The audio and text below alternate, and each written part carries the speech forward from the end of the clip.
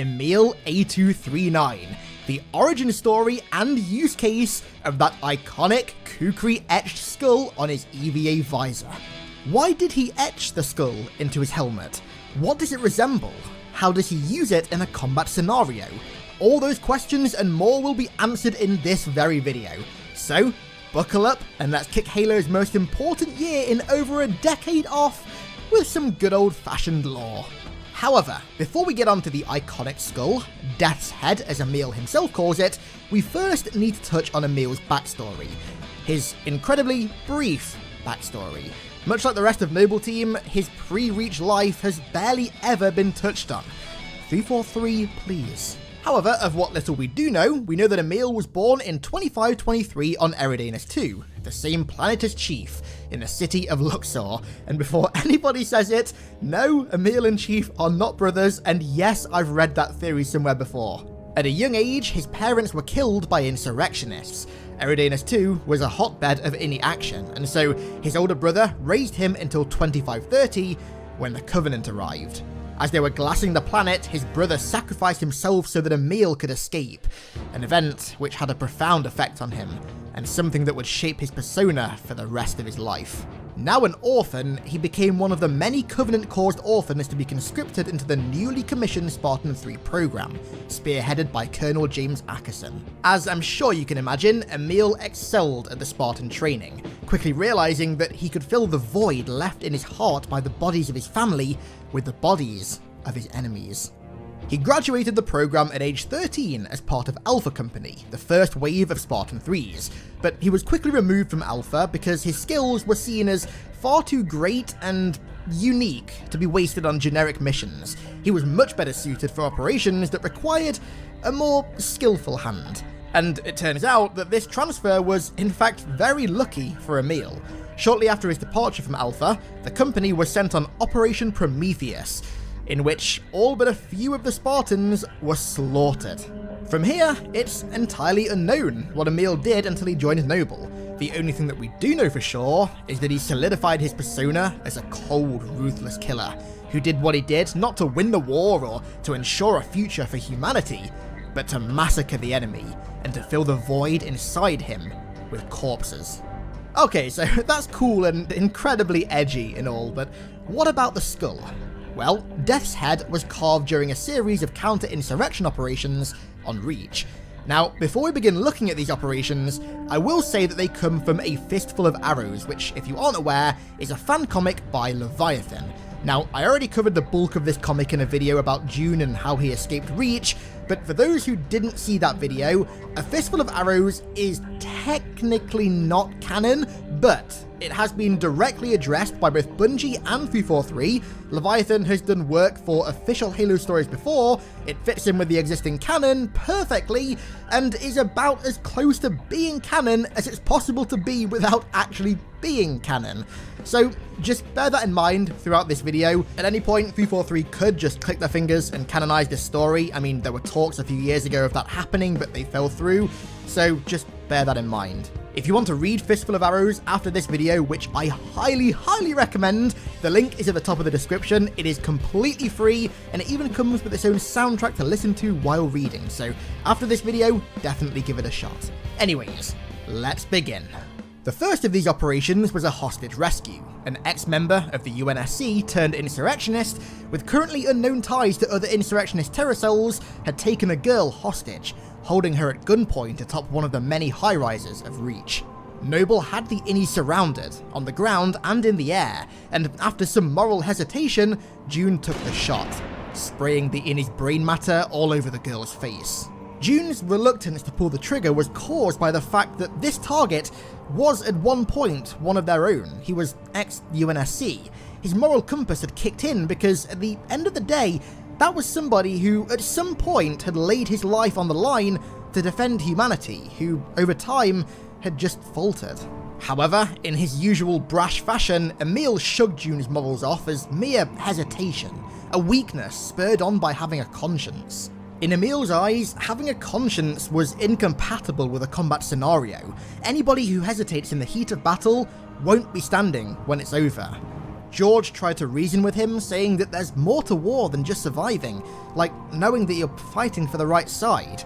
Words packed with truth, but to Emil, ensuring his own survival and, more importantly, denying the survival of his enemies was why he did what he did. After his childhood, he had nothing left to live for besides increasing his insurrectionist and Covey kill count, and to him, that was all he wanted. It was all that mattered. Evac came in with a medical team, and Noble and the hostage were escorted back to base.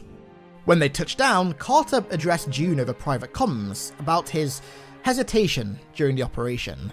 Despite his insistence that everything was okay, Carter brought up his PTSD sessions with Dr. Cooper, and June cracked. He was adamant that the hostage, the girl who only said had none of the morale to be an innie, but all the right connections to bring the cell down, was manipulating the ex-Marine. He knew that she was the real threat and that only psych profile on her was wrong. She was the one who sat in the base right now posing a significant threat, and the one that she'd used, the real victim, was in the ground. June pleaded with Carter to increase base security, and he acknowledged the request but ordered June to take some rest. However, later that night, June's worries would be vindicated. In the dead of night, there was a massive explosion in one of the base's holding cells. The girl had escaped. Command sent a frantic broadcast over the local network, asking if any Spartans were still combat ready, and it turned out that one still was. Guess who? With the base in chaos and the hostage on the run, Emil was ready to hunt her down, no hesitation. Before Carter could even finish giving him his orders, he had the girl in his sights and was hot on the trail. She was making a break for the fence surrounding the base, and when Emil got closer, he saw that she had friends, armed with ballistics and wire cutters, ready to get her out. As soon as they sighted the Spartan, they opened fire, but Emil didn't need any backup. He put all 420 kilograms of his weight behind his fist and crushed the skull of the first rebel with one heavy blow, before drawing the kukri from his sheath on his shoulder and throwing it perfectly into the eye socket of the second. With her two saviors now firmly sent to the afterlife, Emil sheathed his blade and grabbed the hostage, only for her retort to make him draw it once more. 3 of us for 100 of you? Seems like a good trade. In response, Emil replied with the only thing he knew how to, intimidation. But no amount of fear that he could instill into the girl would prevent what was to come. Through the darkness, suddenly the headlights of a warthog protruded. He assumed it was Carter and some other members of Noble, now armoured up and combat ready, who'd come to provide support. But as the LRV moved into the light, the all-too-familiar red hand of the insurrection revealed itself, crudely painted on the turret guard, and the 3 12.7 by 99mm barrels began spooling up, creating a flare in the darkness. Carter and Kat were on their way to Emil's last location, trying to radio him, but to no avail. All Kat was picking up was static. They'd only just lost Tom, their previous Noble 6. The team was already a man down. They could not afford to lose anyone else, especially somebody of A239's skill set. He was too valuable, especially given how dire the state of things were across the galaxy. If he was found KIA, Noble would never recover. When they eventually reached his position, they found him on the ground, his helmet 6 feet from his body, but luckily, he was alive. They got him up and Carter inspected his helmet, his now damaged Mark V EVA helmet, and what Kat said would lead to the creation of the insurrection's newest nightmare. Already back on his feet, with artistic ideas undoubtedly flowing through his brain at light speed, Emil suggested that they follow the girl and her rescue party, but Carter denied. Flyboys were already in the air with their searchlights bright. They were bound to find them, and besides, the base was already in chaos and needed help with damage control. But if the Flyboys failed, then Noble were going hunting once more. And fail they did. A month later, in the July of 2552, only a month prior to Reach's inevitable fall, Colonel Holland sent Noble to track down the remains of the Terror Cell and capture its leader, the hostage, the girl who was now known to be called Eliza Ingrid. Following her successful escape from the base, Ingrid had reconnected with her insurrectionist cell and was operating somewhere within Quazon, the city of light and dark on Reach. Noble had spent the last month chipping away at this cell, capturing, interrogating, and eliminating key members of it, scattered all across the city, gaining intel on whoever was at the top, before finally, they gained enough pieces of the puzzle to create the entire picture, and gathered not only Ingrid's location, but also her plans with the final few members of her insurgent group. Eliza had witnessed her entire cell, a previously robust and far-reaching group of insurrectionists, be dismantled one by these Spartans, and she knew that she was next. So, along with the final few surviving members of her team, she headed to Quaison's spaceport to try and get off the planet and set up camp elsewhere in the colonies. However, Noble had other plans. On a dark, windy and rainy July night, the Spartan Threes watched Ingrid and a party from the shadows of the concrete jungle as they attempted their escape. As they waited for their target to arrive, George and Emil, in their typical fashion, started bantering. After all this was over and the Spartans could finally retire, George said that he'd love a nice farm in the Vieri territory of Reach, a nice little homestead with farm animals and no pressure. To which Emil retorted by saying the hulking size of the big friendly Spartan would just scare the animals off, and George responded, sarcastically as you can imagine, laughing at the fact that the one who just said that makes his own species run for their lives. Fear can be a hell of a lot more damaging than a heavy-ass machine gun. A taste of things to come. June cut into the banter over the comms. Target sighted. The op was to be kept quick, clean, and quiet. The last thing Oni wanted was a panic at the spaceport. Kat begun communicating with Quaison's superintendent AI, who apparently was also not a fan of insurrectionists either. Damn statist AIs. She started monitoring their movements down Highway 5 on a map provided by the superintendent, and as they joined the main highway, all on-ramps and off-ramps to the highway were blocked, the highway behind them was barricaded, and the entrance to the spaceport was closed. With Ingrid and her insurgents now locked in the traffic jam, they began to panic.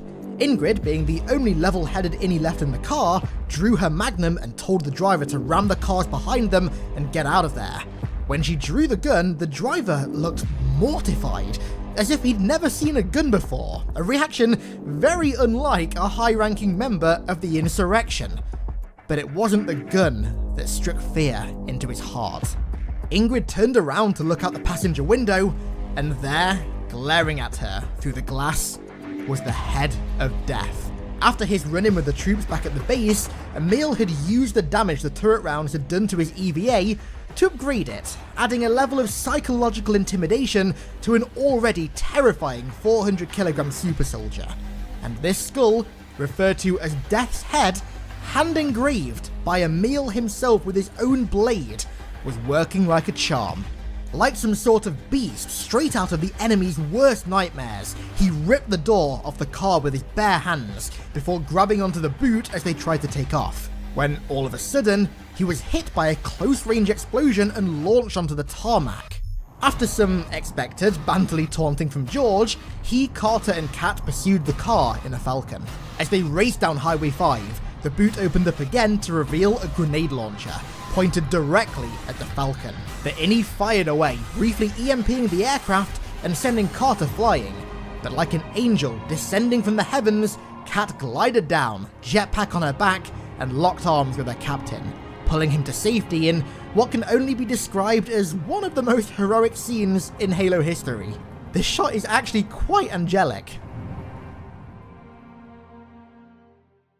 Meanwhile, high up in the scaffolding of the city, June tried to get an angle, but the heavy rain combined with the bending roads meant that he couldn't. So, lacking a jetpack, he began his descent, jumping from crane to crane, walking a steel tightrope above the neon city until he had an angle. After one last confirmation from Carter that Oni did indeed want Eliza Ingrid alive, he adjusted his crosshair and blew the tire of the car. But the slippery conditions caused the driver to lose control, swerving and sending the car flying over the side of the suspended highway. It looked like they'd lost the insurrectionist mastermind for the third time. But when she awoke, beside the wreckage of her car and the bodies of her comrades, what stared down at her was the product of a nightmare, and she was wide awake. With the package now secured, and for good this time, Emil radioed back to Carter, and the op was officially concluded. From there, the rest is history. Emil continued to utilize intimidation and fear tactics against enemies of all species, until his brash, fearless persona got the better of him, and his body was burnt to ash in the Azad shipyard.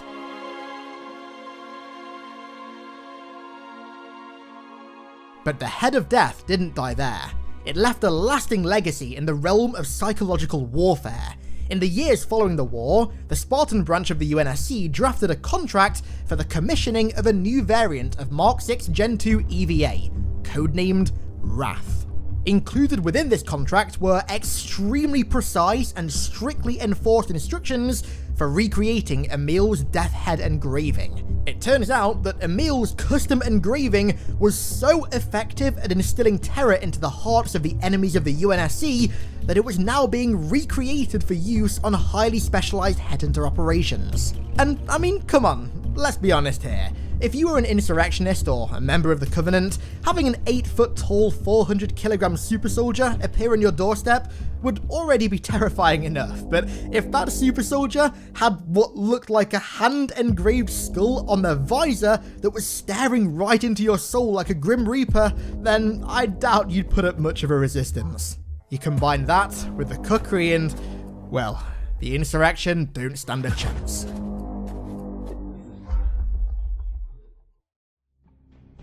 The Office of Naval Intelligence are no strangers to black ink. ONI operatives work under the directive that their missions don't exist, and what little information is made public about the office is just a fraction of what goes on beneath the surface. One such example of which resides within the Spartan Threes, a small group of elite covert Spartans, codenamed Headhunters. To all but a few, the Headhunters were ghosts, their missions classified under the highest of orders.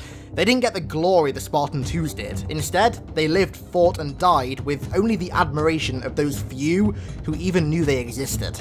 Their missions are similar to those of modern-day paratroopers, inserting behind enemy lines, quietly, providing reconnaissance and disrupting enemy forces. Except the Headhunters do all of this with a hint of assassin, often provided with the names and coordinates of Covenant HVTs or locations by ONI.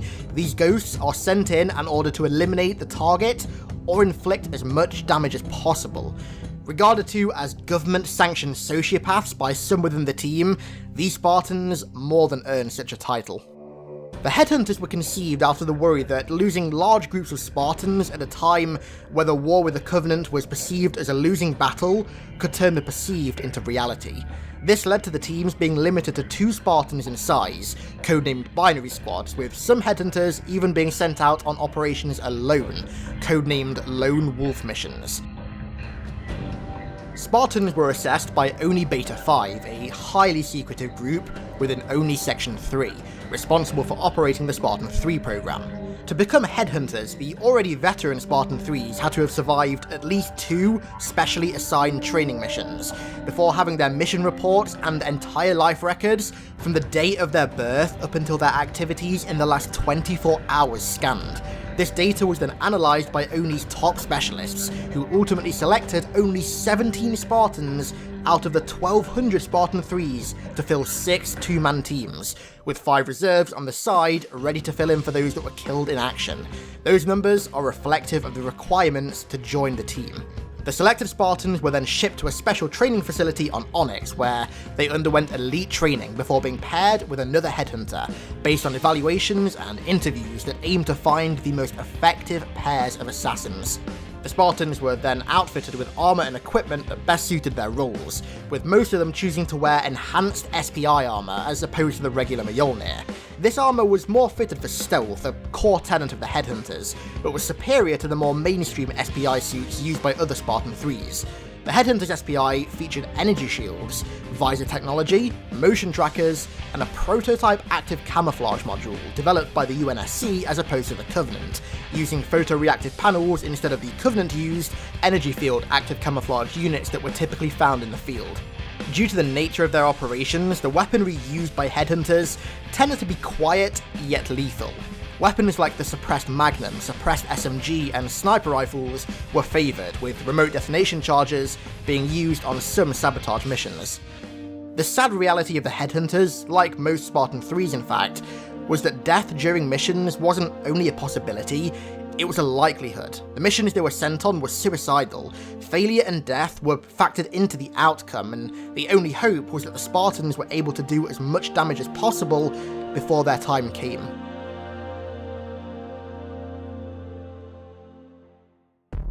The identity of most of the Headhunters remains shrouded in only mystery. However, we do know the identity of 3 of the 17.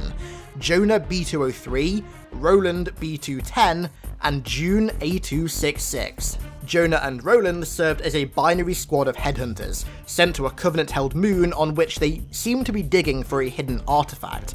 The two were ordered to destroy 6 base camps surrounding the dig site to sabotage the Covenant's plans, and then ultimately pave the way for a full-scale Spartan 3 assault. Jonah was the tactician of the duo, favouring his custom combat knife in close quarters combat, whereas Roland was the sadistic warrior who took no greater pleasure than that of annihilating the Covenant. Sounds a lot like another Spartan 3 that we know. The duo were relatively successful in completing their objective, but both met their fate, ironically, at the hand of their elite counterparts, the Sangheli's Silent Shadow. This division of elite warriors contained the holiest and deadliest of their kind, sent on assassination and extraction missions for the Prophets, before turning their deadliness on the Brutes during the Great Schism. Now, if you'd like me to do a video on these guys, then let me know in the comments, because they are quite similar to the Headhunters in quite a few ways. Jonah and Roland's abilities, personas, and attitudes demonstrated the exact type of Spartan the Headhunters were made of: quiet, deadly, confident, and not afraid of death. The only other known Headhunter was June, the same June that served in Noble Team during the Fall of Reach, who made it off the planet and then eventually became a Spartan 4 program recruiter. Like much of his career, June's time as a Headhunter is covered in black ink and top secret stamps, and June himself rarely even speaks of it. Of what little that we do know, June's performance as a Headhunter was exemplary, one of the best. Many of his ops had him serve as a peacekeeper, hunting down and assassinating insurrectionist leaders who continued their terroristic activities after the peace treaties were signed between the UNSC and rebel factions after the first hostile contact with the Covenant. We really need more information on Noble Team, like, really badly. Following humanity's victory in the Human Covenant War and the onset of the Spartan 4 program, the Headhunter program remained active, only still retain a very select list of Spartan 3s and now Spartan 4 operatives who can be called upon to serve as Headhunters. Binary and lone wolf teams still remain the norm, though the program itself has undergone some changes and adjustments. Although most of these changes do remain classified, as is the only way, a few details have been revealed, notably armor details. Now, the Spartan 4 Headhunters have their own specific set of Gen 2 armor, Warmaster, armor built specifically for the needs and requirements of Headhunter operations. The armor is built with improved resiliency, mobility, and speed, and the helmet is crafted in such a way that intimidation tactics are opened up to the user. Fear is a consistent element of the Headhunter's new specialized armor sets, and none emanate fear more than Wrath, the Gen 2 recreation of Emil's custom EVA armor. The helmet comes complete with Emil's trademark Kukrai etched skull, now nicknamed Death's Head, that was recreated as accurately as humanly possible. The armor comes as Emil wore it, and started out as an upgrade to the base Mark V suit, before secretly morphing into the beginning of a new Mjolnir variant, crafted to directly satisfy the needs of future Headhunter squads. Seeing as a new Mjolnir variant is being created solely for the Headhunters, I'd say that only have plans for them in the near future, and that their numbers are very likely to increase past 2 figures. But no matter how large the number of these ghosts grow, their operations will always factor in certain death, and only will ensure their missions always remain under the blackest of ink. The Office of Naval Intelligence are the most notorious shadow organization in the Halo universe, responsible for the most dark and unethical acts conducted to preserve the well-being of humanity. With these operations being classified under the highest of directives, they require the most efficient agents to conduct them. Agents who can get the job done no matter how dirty, quickly, cleanly, while leaving no trace, paper trail, nor bloodstain. Known by his previous superior as his own private Grim Reaper, few were more useful to Oni than one Spartan B312, Noble 6.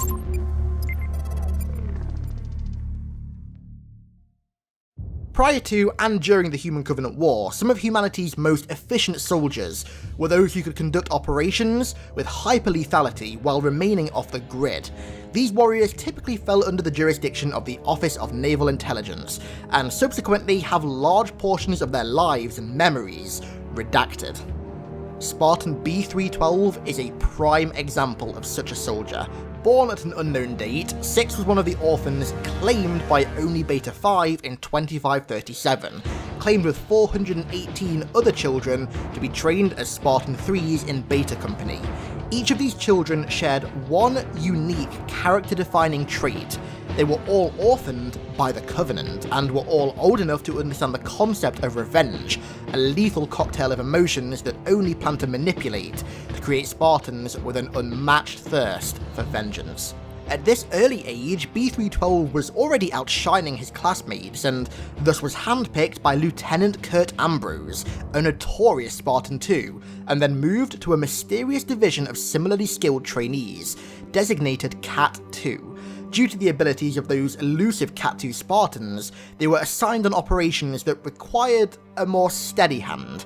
They were pulled from Beta Company and then proceeded to work with Special Forces on a number of highly classified operations, the files of which are likely long destroyed. In pulling B312 from Beta Company, Kurt may have just demonstrated one of the 2 traits this unique Spartan 3 shared with another Spartan, the most decorated of his class. Shortly after his transfer, Beta was sent on Operation Torpedo, a successful yet extremely bloody operation in which all but 2 Spartans in Beta Company were killed in action.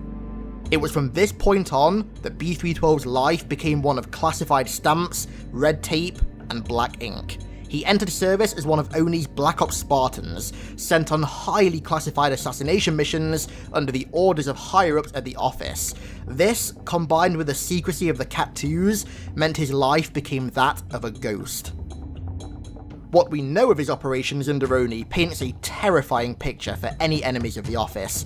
B312 was known to make entire militia groups disappear, and broke terrorist organizations that looked to cause irreparable harm to humanity, all single-handedly. It was because of this he garnered a reputation as a lone wolf assassin, and ultimately started undertaking operations alone that would usually require the power of a full fire team, further defining him as a lone wolf. Consequently, it was during this time he earned some of his most intimidating titles.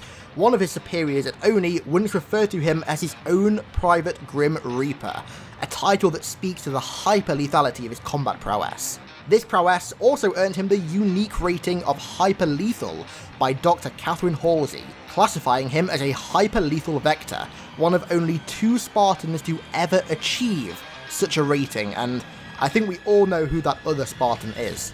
B312 was also one of the few involved in the Sabre program, a highly classified experimental space technology program directed by the UNSC. The project resulted in the development of the YSS-1000 Sabre space fighter, a highly effective starfighter that would be used by the UNSC Air Force to fend off Covenant Banshees, Seraphs, and for scuttle operations, due to the unmatched maneuverability and damage output of the ship. 2 months prior to his acquisition by Noble, B312 demonstrated the true potential of the Sabre program in a counter-insurgency operation on the rebel-controlled colony of Mamor, which gained him the approval of Colonel Urban Holland, and ultimately sparked his transfer to Noble Team, following the loss of their previous Noble 6, Tom A293, in the Battle of Fumarole.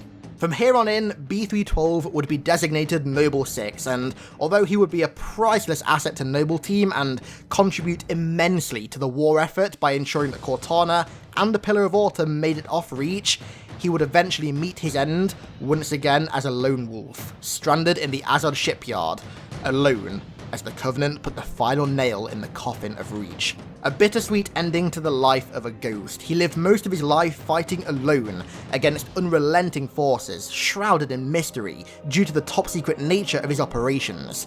In his final hours, Noble Six fought alone against an unrelenting force, his death shrouded by the smoke of the ashes of Reach. Even in death, Spartan B312 lives on as one of the many ghosts of Reach, but few had the lasting impact of this hyper-lethal vector.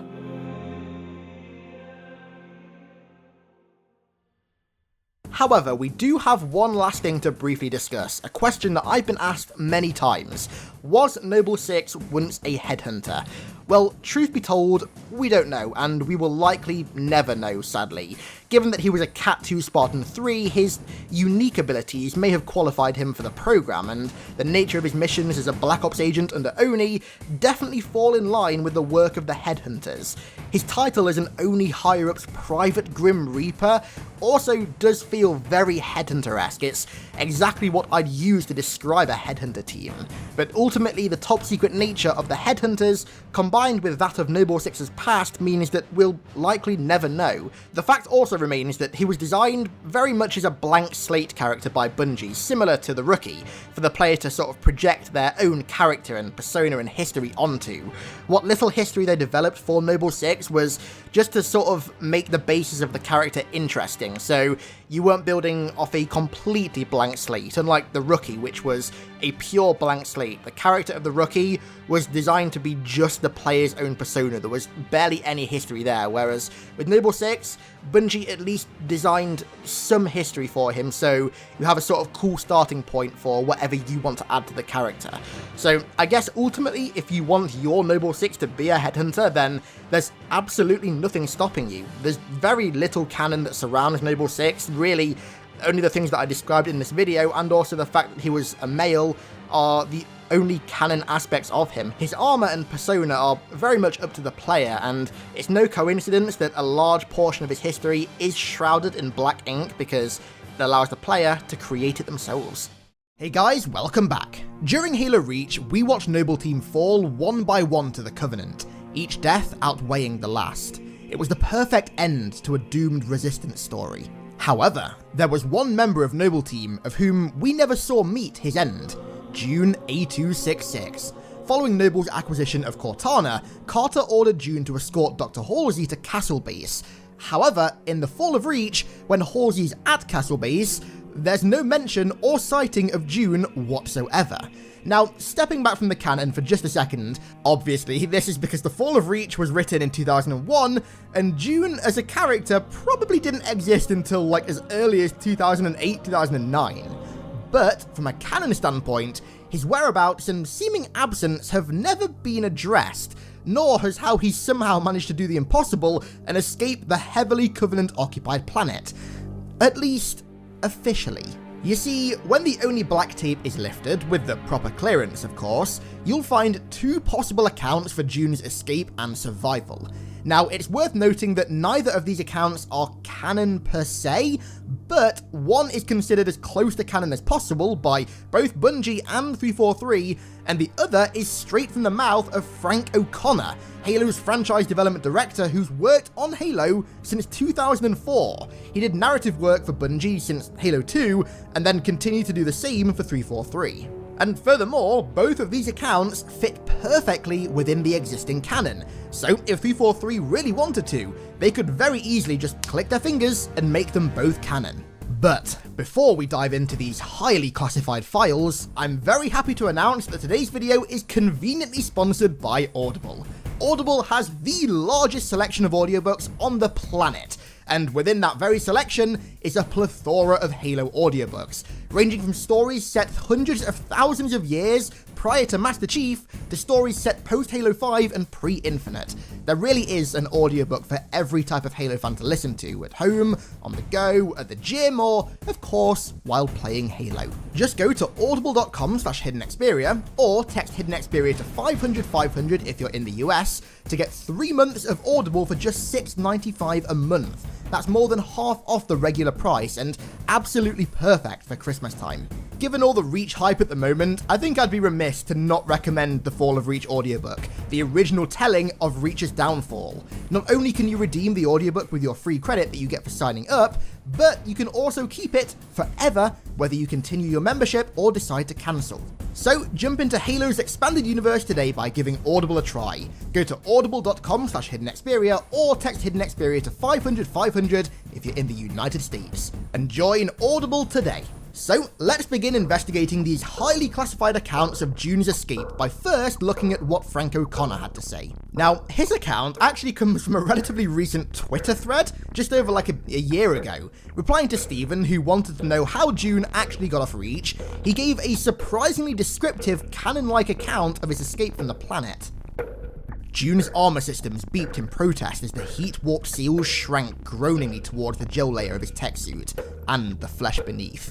The windless, insistent cold of low orbit leached into the last few amps of his life support. Above, less than a mile away, he could see the glitter of a mid-tether service pod. If he could reach that airless cockpit, he could reach a hardline comms booster and a glimpse of salvation. The tower's titanium and carbon fibers shrieked as the counterweight, miles above, continued to disintegrate. Climb, he thought, one gloved hand reaching further into the void and darkness above. Below, Reach glowed a Vulcan, baleful crimson. So, according to this brief account, June quite literally climbed off Reach. He climbed one of the space elevators that was still intact from the surface of Reach to low orbit until he reached one of the last remaining cockpits that he could then use to take him up as far as possible. I'm assuming he then hopped in a Pelican or something and just yeeted right out of there. So that's pretty cool, honestly. It's a short description, but it makes sense, and honestly, I'd be lying if I said the idea of June quite literally climbing a space elevator isn't badass and isn't something that I could totally see him doing. But like I said, it's still a very short description and literally only covers his escape. However, this next account is far more in-depth. Now, this account comes from a story called A Fistful of Arrows, which is referencing June's iconic tattoo. It's a fan-made graphic novel written and drawn by Levi Hoffmeyer, also known as Leviathan, and it even comes with its own soundtrack to listen to while reading. Now, you might be thinking that this is just fanfiction, and although that's technically the case, it's like the most official form of fanfiction that you're going to find anywhere for any franchise. Leviathan has done official artwork for Halo before, the novel has been literally acknowledged by both Bungie and 343 numerous times, and as far as canon goes, this story fits almost perfectly within the existing canon. So, if 343 wanted to, there is literally nothing stopping them from just making it canon. And I mean, apparently at one point there were even plans to do so. Now, I'm going to do a brief overview of the novel now, covering how June survived and escaped Reach, and if after it you want to go and read the novel for yourself, which I highly recommend, the link is at the top of the description. It's also free, so really a win-win situation. So, when June and Halsey split from Noble Team and headed towards Castle Base, they were immediately trailed by Banshees as they meandered between countless Covenant cruisers. Reinforcements were on their way to distract the cruisers, and as June took out the Banshee, they arrived. An entire UNSC fleet. As they engaged the cruisers, the Covenant played their trap card. A huge CAS cruiser began charging up its glassing beam. Its shields were down, but any Shiva-class missiles the UNSC fired at it would be shot down instantly. So, one of the frigates in the fleet, the UNSC Daedalus Wing, made the ultimate sacrifice, flying into its vicinity and detonating all the Shivas it had on board, destroying both herself and the CAS in one enormous explosion, and clearing a safe path for June and Halsey. When they reached Castle Base, they were greeted by Captain McLean, an Oni ODST stationed at the base. With most of the base now evacuated, the plan was to go forward with Operation White Glove, giving Castle Base the same fate as Sword Base, but only if the Covenant didn't stumble upon it. If they didn't, then the remaining survivors would instead hole up inside the base within the Menashite Mountain, and let the storm pass. It was basically Oni's equivalent of go to the Winchester, have a nice cold pint, and wait for all of this to blow over. Halsey was quick to dismiss McLean and his ODSTs, ordering them to get to a safe extraction point, as White Glove only required one person to conduct, but the captain refused. Only he and 3 other ODSTs in his squad had survived the drop to the base. He wasn't about to let his squad members die for no reason. As they were discussing plans, suddenly a corvette came crashing down through the sky, closely followed by a Paris-class frigate, both crashing down to the surface, and above both of them, another cruiser. Immediately, Phantoms were sent down to hunt for survivors, and given how close to Castle the ships had crashed, the Covenant could very easily stumble upon it. Up until now, all the base's defenses had been deactivated to help give it the lowest profile possible, but now that Dr. Halsey herself was there, that was no longer an option. Despite her disagreement, Captain McLean ordered the defenses to be reactivated, which, in Halsey's words, quite literally kicked the hornet's nest. The ODSTs began engaging the Banshees, and consequently, the Covenant's gaze was well and truly brought directly upon them. And as if matters couldn't get any worse, some of the Scythe AA turrets were refusing to come back online. So, June hatched a plan. He'd only recently found a cache of supplies containing 16 mags of armor-piercing rounds, medical supplies, an armor lock unit, 8 Lotus anti-tank mines, and remote chargers. Using these supplies, he ordered the ODSTs to fall back and escort Halsey to the AA turrets so she could get them back online, while he covered their retreat using his new toys. They complied, as any ODST would to a Spartan, and as the Covenant disembarked their ships, June took to the shadows, awaiting the enemy. He started off by detonating the chargers he'd placed under the landing pads, sending countless elites, grunts, and dropships into the abyss. Meanwhile, Halsey and her AI, Kalmia, had managed to reroute the power from Castle to the turrets to get them back online, and they worked like a charm. But it wasn't over yet. Before the ODSTs had a second to celebrate, a Jackal phalanx began pushing up the road, with skirmishers shooting from behind the shields. As you'd expect, they were having a tough time taking them out as they continued to push closer and closer, until, out of the blue, came a high-velocity armor-piercing round, going straight through the skull of a skirmisher. There's no backup quite like a gillied Spartan. Back on the front line, the ODSTs noticed something fall behind them, a piece of a turret, and when they turned around to check on their condition, what they saw was dire. Something had managed to completely destroy the Scythes without their noticing. As June's attention was drawn away by a pair of hunters, out of the shadows came a squad of Spec Ops elites, one of which instantly impaled Captain McLean, lifting him off the ground and sending the ODST to a gruesome fate. When June had dealt with one of the hunters by sniping it directly in the neck, doing something that only June could manage, he panned his scope back to the ODST position, but all that remained were bloody, lifeless corpses. This put June in a state of disbelief. He panned away for mere seconds, and the entire squad had been massacred. But what he saw when he continued scanning the area only exacerbated this disbelief and worry. The Spec Ops elites had captured Dr. Halsey. The elites called out to June, taunting him. They knew he was there, somewhere, and to get him to come out, they threatened to kill Halsey. Although thankfully Kalmia was still nearby and could offer a perfect translation to June, the elites were bluffing. The Covenant higher-ups knew exactly who Halsey was, and they absolutely could not afford to have her harmed, let alone killed.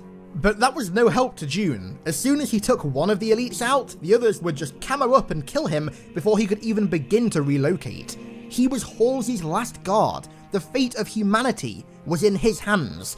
And in this moment of dire importance, suddenly Carter's final words came back to him. June, make sure nothing falls into enemy hands. I'll do what's necessary, sir. Good luck. You too, Rifleman. He pondered taking out the elite who held her hostage, but it was just far too risky. He lowered his scope, took his finger off the trigger, and prepared for a more unconventional means of engagement. He took a leap of faith, throwing himself from his vantage point into the elites. He broke his fall with a fist to the face of the elite holding Halsey, knocking them both to the ground and breaking their shields, before shouting at Halsey to run. Now, it was just one Spartan, unbeknownst to him the last of his squad, and a Covenant Spec Ops squad. But no Spartan ever accepted their fate, and June was not about to break that tradition. Surrounded, the Spartan 3 fought like hell, using any means necessary to outmaneuver and neutralize the enemy. Using one elite sword, he managed to impale the other, and it was going well, until one of the grunts in the squad began to restrain him, allowing the elite whose sword had just slayed one of his own brothers to cleanse that sword of the dishonor with the blood of the demon. However, June had one last trick up his sleeve, a plasma grenade. He lit the demon flare, which he knew would trigger a chain reaction with the other grenades scattered across the floor by the warriors he'd already dispatched. And right before the chain of explosions began, he slammed his fist into the dirt, activating the armor lock module he'd scavenged earlier, as the entire Spec Ops contingent were incinerated in a bright flash of plasma. With the area clear, he went to check on Halsey when all of a sudden, the final adversary reared its head. The other hunter, the Bond brother that he hadn't killed. Taking June by complete surprise, the hunter smacked him with his shield, sending him flying into a wall and knocking off his helmet and crushing the AP rounds he had stored on his shoulder. As he lay there, partially conscious, battered, beaten and bloody, the hunter approached Halsey, seconds away from dealing an incredibly messy killing blow. But from out of the shadows, June unsheathed his combat knife and leaped onto the back of the hunter and began to slash away at its neck. The more he slashed, the more worms and orange liquid sprayed out, covering his blade, before eventually the beast was brought down. With the area now actually clear, at least for the time being, Halsey beckoned him into the entrance of the mining facility, at the back of which was an elevator that took them directly to Castle Base, which was equipped with a fully stocked medical bay. But June refused. If the Covenant came back and found their way into Castle, everyone in there was history, and June was prepared to do anything and everything to stop that from happening for as long as possible. Halsey reminded him that going back out there was suicide, but he was well aware of the consequences. He wanted to make the enemy regret ever setting foot near Castle, hold them off for long enough for the base to either be blown, or for somebody to provide safe evac for Halsey and get her off the planet. Before June left the base, departing into the ominous amber glow of Reach, Halsey asked him a question. What did George say to you during the operation in Quazon, which was a region of Reach?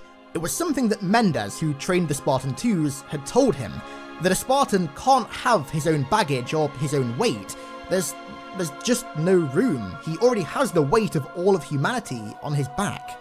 June concluded by saying that they were wise words, but that's all they were. They were just words. In the heat of it all, words can't help you pull the trigger. Sometimes you just know what you have to do. When you resist that, that's when you can feel it, shaking you from the inside. That's why you're alive, Doctor. I stopped resisting. Be seeing you.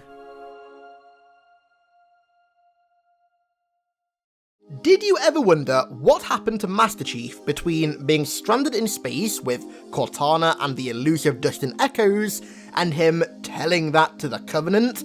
Well, today we are going to answer that question by diving into one of the first books your boy ever read, Halo First Strike. If you want to listen to First Strike for free, then boy, do I have a proposition for you. I apologise for that accent. Sign up for an Audible free trial using audibletrial.com/HiddenXperia, and you can claim the audiobook version of First Strike to keep forever for absolutely nothing. Even if you cancel your free trial by the end of the month so you aren't charged a dime. And at the same time, you also help out your boy big time. Considering Luke the Notable isn't doing Audible shoutouts anymore, somebody in the Halo community has to pick up the Audible mantle of responsibility, right? Anyways, let's get on with the video. So, despite what Halo Combat Evolved makes you believe, Chief's situation at the end of the game isn't all sunshine and roses. Despite it looking like he'd escaped to safety on the longsword, he was still stranded and with limited oxygen, food and water that would last only a few hours. To cut it short, he was in a bit of a pickle. After conducting multiple area scans to no avail, Cortana finally picked up a signal from a Covenant cruiser on the other side of Basis, the moon of Threshold, which was the planet that Alpha Halo was located at. As the two moved closer to the cruiser, the rest of its fleet appeared complete with its flagship, and as they got closer, Cortana's low-level scanners picked up a signal from what appeared to be a set of cryotubes from the Pillar of Autumn. Chief put his helmet back on, resealed his armor so that it was fit for EVA, and had Cortana vent the atmosphere within the ship to provide it with enough propulsion to reach the tubes without powering it up so the Covenant fleet wouldn't be alerted by its presence. In doing so, he also gave the ship a tiny bit more power, which allowed Cortana to conduct a scan powerful enough to pick up a friendly Pelican among Alpha Halo's debris. After just managing to get the cryopods inside the longsword, Chief and Cortana began to assess the Pelican. Now, from what they could tell by the scan, it seemed to have either crashed on a piece of the Halo's debris or had parked on it. As the two were assessing it, and also the cryopods, one of which contained the unconscious body of Linda 058, the Covenant cruisers began targeting the longsword, likely due to the extra power that Chief gave it. As the cruisers ready to fire, the Pelican sprung into action and fired missiles at it to distract it, allowing Chief to begin a counterattack on the ship's plasma turrets using the longsword's main gun and missiles. Cortana then took control of the ship, flying it directly into the Halo's debris field for safety, while Chief conducted another scan before making contact with the Pelican. It turned out that on board was Naval Air Squadron Warrant Officer Sheila Pulaski, an ODST called Locklear, an ONI Lieutenant named Elias Haverson, and the one, the only, Sergeant Avery Johnson. Over the comms, Chief set a nav point for the two ships to meet, and considering where he'd set it, he had a pretty damn crazy plan to get there. The nav point was placed above the fleet's flagship, and the plan was for Pulaski to create a system link between the longsword and the Pelican, which would allow Cortana to control both at the same time, and then slingshot the two ships around the moon's orbit, in doing so dodging the fleet's cannons, and with just a little bit of luck, arriving safely at their destination. As the slingshot procedure begun, Chief opened the hatch that connected the two ships, and the first person that he saw shocked him: Sergeant Johnson. The last Chief saw of Johnson was the footage of him and his squad being overwhelmed by the flood from Private Jenkins' helmet cam, and given that he never found any of the squad's bodies in the facility and never saw Johnson after that, he just assumed that Johnson had been infected by the flood like the rest of his platoon. But alas, he underestimated our friendly neighborhood Leatherneck. However, just to be sure, he had Cortana conduct a reading of his biomonitors, just to make sure that he wasn't infected, and lo and behold, somehow he was clean, to Chief's amazement. With that out of the way, the makeshift squad discussed their next plan of action. They were a long way from UNSC chartered space, and their only way back was with a slipspace drive, something they didn't have, but something the Covenant cruisers nearby did. This meant that the only way forward was to commandeer one of the Covey ships, which did seem like a mammoth task at the time, but considering Chief and Johnson were reunited, it really wasn't. The cruiser they ended up capturing was the Ascendant Justice, which they then used to return to Reach instead of Earth, as returning to Earth was way too risky given the possibility of the Covenant just tracking the Justice, and therefore finding the coordinates for Earth. On Reach, they reunited with the remaining members of Blue Team and Halsey, who were hiding below Castle Base, and in the meantime, the Justice was linked with the UNSC Gettysburg to create a sort of hybrid frigate cruiser. With this new ship, the crew jumped through a portal above Reach to an asteroid belt that was previously controlled by rebels for repairs, but they were followed by the Covenant's forces still stationed at Reach. This meant that they had to escape once again, but this time, they discovered something that would change the entire war. The Covenant repair station, Unyielding Hierophant, that was preparing one of the largest Covenant fleets ever encountered for the invasion of Earth, an invasion that would have almost certainly spelled the doom of humanity. The team's next plan of action was clear. The Unyielding Hierophant and the fleet it was servicing had discovered the coordinates of Earth, and thus, it had to be destroyed. The present Spartans, Chief, Linda, Fred, Willow 43, and Grace 93, boarded the Hierophant and fought their way through the station until they reached the ship's generators. On the way, Grace was torn in half by a brute shot, and after sabotaging the generators and carrying out their escape, Chief activated her suit's self-destruction protocol, ensuring that Mjolnir technology wouldn't fall into enemy hands. It was during their escape that Linda would display her true skill with a sniper rifle. The squad was suppressed by Banshees, but Linda managed to take them out by hanging upside down on a cable angled in such a way that the light from the sun wouldn't reflect off her armor, rendering her invisible, and proceeded to snipe 7 pilots out of their Banshees. At this point, Linda had all but accepted her fate to ensure that Chief, Fred, and Will made it off the station safely, but Chief refused to let her stay behind and eventually picked her up, and the squad made it back to the Ascendant Gettysburg, the two ships of which had now been decoupled, Admiral Whitcomb, who was piloting the Ascendant Justice, baited the Covenant in by telling them that a highly coveted Forerunner crystal was on board, when in fact it was merely a hologram, which prevented them from firing on the ship. Using this power, he steered the Ascendant Justice directly into the Hierophant, after ordering Chief to return to Earth and warned them that the planet's coordinates were compromised. The Justice colliding with the Hierophant caused its fusion reactor to explode, destroying close to 500 of the ships in the fleet that had planned to invade Earth, and putting a temporary halt on the Covenant's invasion of Earth, undoubtedly saving the most important planet in human space, and also humanity itself from total annihilation by the Covenant. What little remained of the fleet was used when Regret tried to invade Earth, but as we know, that all went pear-shaped, and when the Spartans got back to Earth, Fred and Linda were debriefed by Oni on board Borneo Station, and Chief received his unquestionably iconic Mark 6 Mjolnir armor. And I'm pretty sure that the rest is history. Did you know that there's actually a whole 2-week gap between the ending of Halo 2 and Johnson finding Chief in the jungle at the start of Halo 3? Well, now you do, but what happens in this fortnight, you ask? Well, Chief does something quite major that could have literally changed the entire outcome of the war and possibly saved millions upon millions of lives. So today, we're going to cover that. So Halo 2 leaves us with that iconic cliffhanger, where Chief leaves Cortana behind on High Charity and boards the Forerunner Dreadnought, headed straight for Earth, leaving us on that bombshell of a finisher. Master Chief, you mind telling me what you're doing on that ship? Sir, finishing this fight. The reason Chief boarded the Dreadnought was a last-ditch effort to save Earth. Truth and his remaining cronies were on board, and in the words of Mercy, were on their way to Earth to finish what I started.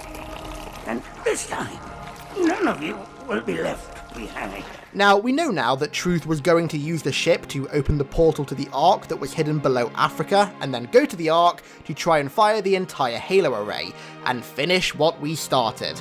But when Bungie wrote Halo 2, this very likely wasn't the case. From what we know now, Bungie's vision of the Ark changed pretty drastically between Halo 2 and Halo 3, so at one point, Truth may have been able to kill everything in the galaxy from Earth. But by the time they finished writing Halo 3, the whole concept of the Ark had been changed. But anyways, that's just like some off-topic cool information. Let's get back to the point. Chief knew that Earth's defenses couldn't hold up against Truth and co, so instead of going after Tartarus, who had the Index, and was like this close to firing Delta Halo, he decided to board the key ship and go straight to Earth and try and save it, one last time.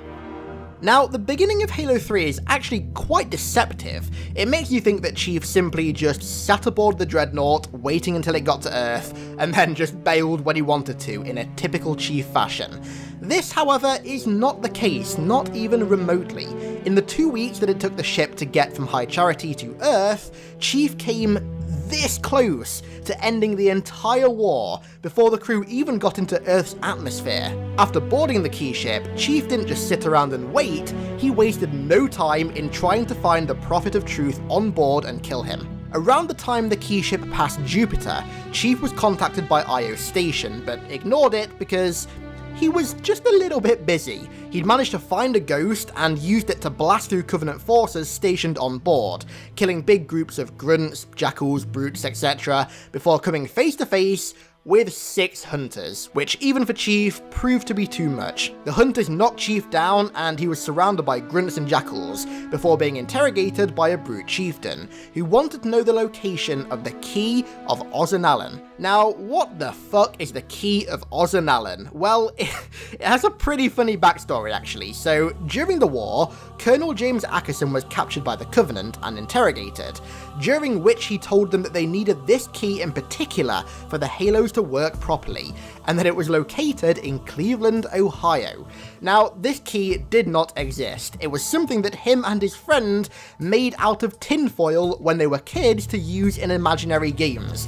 But it sent the Covenant on this massive wild goose chase, looking for this artifact that didn't exist, and ultimately actually led to the destruction of one of their ships and even a notable prophet on board. So a couple of kids' imaginary game actually managed to save quite a few lives and in turn wasted a shitload of the Covenant's time. That's some pretty good going. Anyways, back to the key ship.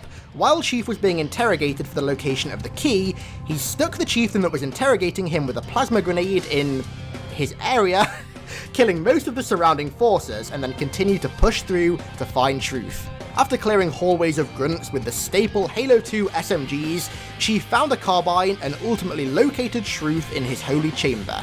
As he lined the shot up to take Truth out, in typical Halo 2 era fashion, a jackal fucking sniper took a shot at Chief and knocked him off the ledge and into the direct sightline of Truth. Of course, it would be a jackal sniper. It could be nothing else. After killing the jackal and taking shots at Truth hit him with a prophet beam, which is what I think it's called, while being shielded from Chief's carbine shots by the chair's shielding system.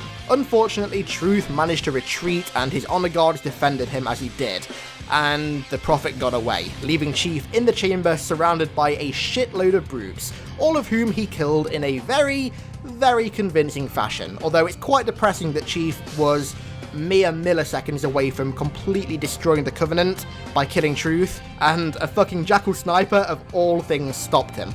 Chief then made his way to the bridge on the Dreadnought, of which was now very, very close to Earth, like in Earth's low orbit close. On the bridge, he killed all but one of the crew, and after trying and failing to force one of the brutes to turn the ship around and away from the planet, he radioed down to Earth to warn them that the ship was on a direct collision course with the planet. Chief was then ordered to find a way off the ship and back down to Earth, which is where Halo Landfall fits into the timeline. So Neil Blomkamp's short Halo 3 movie-esque teaser follows two ODSTs who were sent to retrieve a laser designator for the UNSC to track Chief as he re-entered Earth's atmosphere. The way that Chief got back down to Earth was literally by jumping out of the Dreadnought. He took a big piece of metal from the ship to hold in front of him so the Earth's atmosphere wouldn't burn him up when he re-entered it, and he also locked his armor as he got closer to the ground to try and sponge as much damage from the fall as possible, but he made it back down there, and the ODSTs from Landfall were successful in finding and using the laser designator to track Chief's drop location, the Tanzanian jungle in Africa. And then, the rest is history. Johnson and co. find Chief, and then Halo 3 begins. Now, one pretty cool thing to note is that in a super early build of Halo 2, Bungie had actually partly built a Warthog and Banshee run for the end of the game. Now, it looked like the Warthog run was going to take place on High Charity, and would take you up to the conduit that Chief used in the actual game to board the Dreadnought, but instead of actually jumping into the conduit, you'd fly a Banshee, maybe into the hangar of the key ship or something. Now, I spoke to Vengeful Vadam about this, who does videos on like old Halo betas and stuff. His channel is super interesting, the link is in the description, go check him out. And by the sounds of it, this mission will never be playable unless for some weird reason 343 remake it or somebody gets a hold of the files and completely finishes it. But either way, it's pretty cool to look at what could have been and just dream about what Halo 2 could have ended like. The latest content-rich cosmetic update for Halo Infinite is themed entirely around the Banished, and in doing so, it's introduced something pretty huge to the lore: Banished Spartans. Now, these aren't just brutes that have stolen some Mjolnir and stuck it onto their armor, a la Hyperius. No. These are humans that have been inducted into the Banished, given unique Banished augmentations, and equipped with Banished crafted Mjolnir armor. This is a pretty huge deal, as I'm sure you can tell. So, first off, let's dive into all of the new lore that there is about this revelation coming from the new Banished armor. Then, we're going to break down the brand new story that not only continues Hunt the Truth, but tells the story of the first Spartan ever inducted into the Banished, and then at the end, I'm going to give my thoughts on all of this. Now, do bear in mind that I'm not going to be covering every single piece of Banished armor because not all of them have actual descriptions. I'm only covering the ones with actual meaty lore to them. Oh, and also, don't buy any of this armor. Don't give the store any money. So, let the lore begin. Right, first off, we're going to cover the brute-designed Mjolnir. Yes, there's Mjolnir here that's designed by more than just brutes. Starting out with the Savage Helmet. The transition from human to transhuman is traumatic, even for the well-prepared. Those who crack under the pressure, but are still salvageable, are put to work alongside brute berserkers and other expendables. So, this confirms that the Banished are indeed carrying out some sort of augmentation process similar to Oni's Spartan augmentations to turn their inducted humans into powerful, Mjolnir-capable transhumans. However, it also confirms that, again, much like Oni's augmentations, they can often fail, but the unfortunate humans who wash out aren't entirely useless. As long as their bodies are still intact, they are bestowed with a Savage Helmet and are sent to work alongside brute berserkers and other expendable soldiers. Next up, the Champion Helmet. Long abandoned by the UNSC and forgotten by Earth, the Outer Colonies have turned to the Banished for inspiration and guidance. Now, this is a rather huge revelation. The Outer Colonies have officially sided with the Banished. Now, I will say a narrative element this significant being revealed via a microtransaction, yeah, it does feel a little bit cheap, but it does make perfect sense. Now, as we know, the Outer Colonies are dominated by insurrectionists and just general anti-UNSC, UEG, and anti-Oni sentiment, and so the entire foundation of their belief system is not wanting to be ruled and dictated by a higher power, which is the exact same philosophy as the Banished. The insurrectionists forming an alliance with the Banished also reconfirms that the Banished haven't gone full Covenant-style anti-human, like it was starting to look like they had in Halo Infinite. Granted, the ending of Shadows of Reach and also Divine Wind had already confirmed that, but it's good to get updated confirmation that humans can still exist within the Banished, because Infinite does make it seem like humanity have all of a sudden become their #1 enemy. Moving on, we have the Renegade Pauldron shoulder pads. Venetian engineers have freedom to experiment, but face severe consequences for failure. So, Venetia is one of the most devoutly insurrectionist Outer Colonies, and the reveal that rebel engineers are working limitlessly with the Banished to craft experimental Mjolnir is no surprise.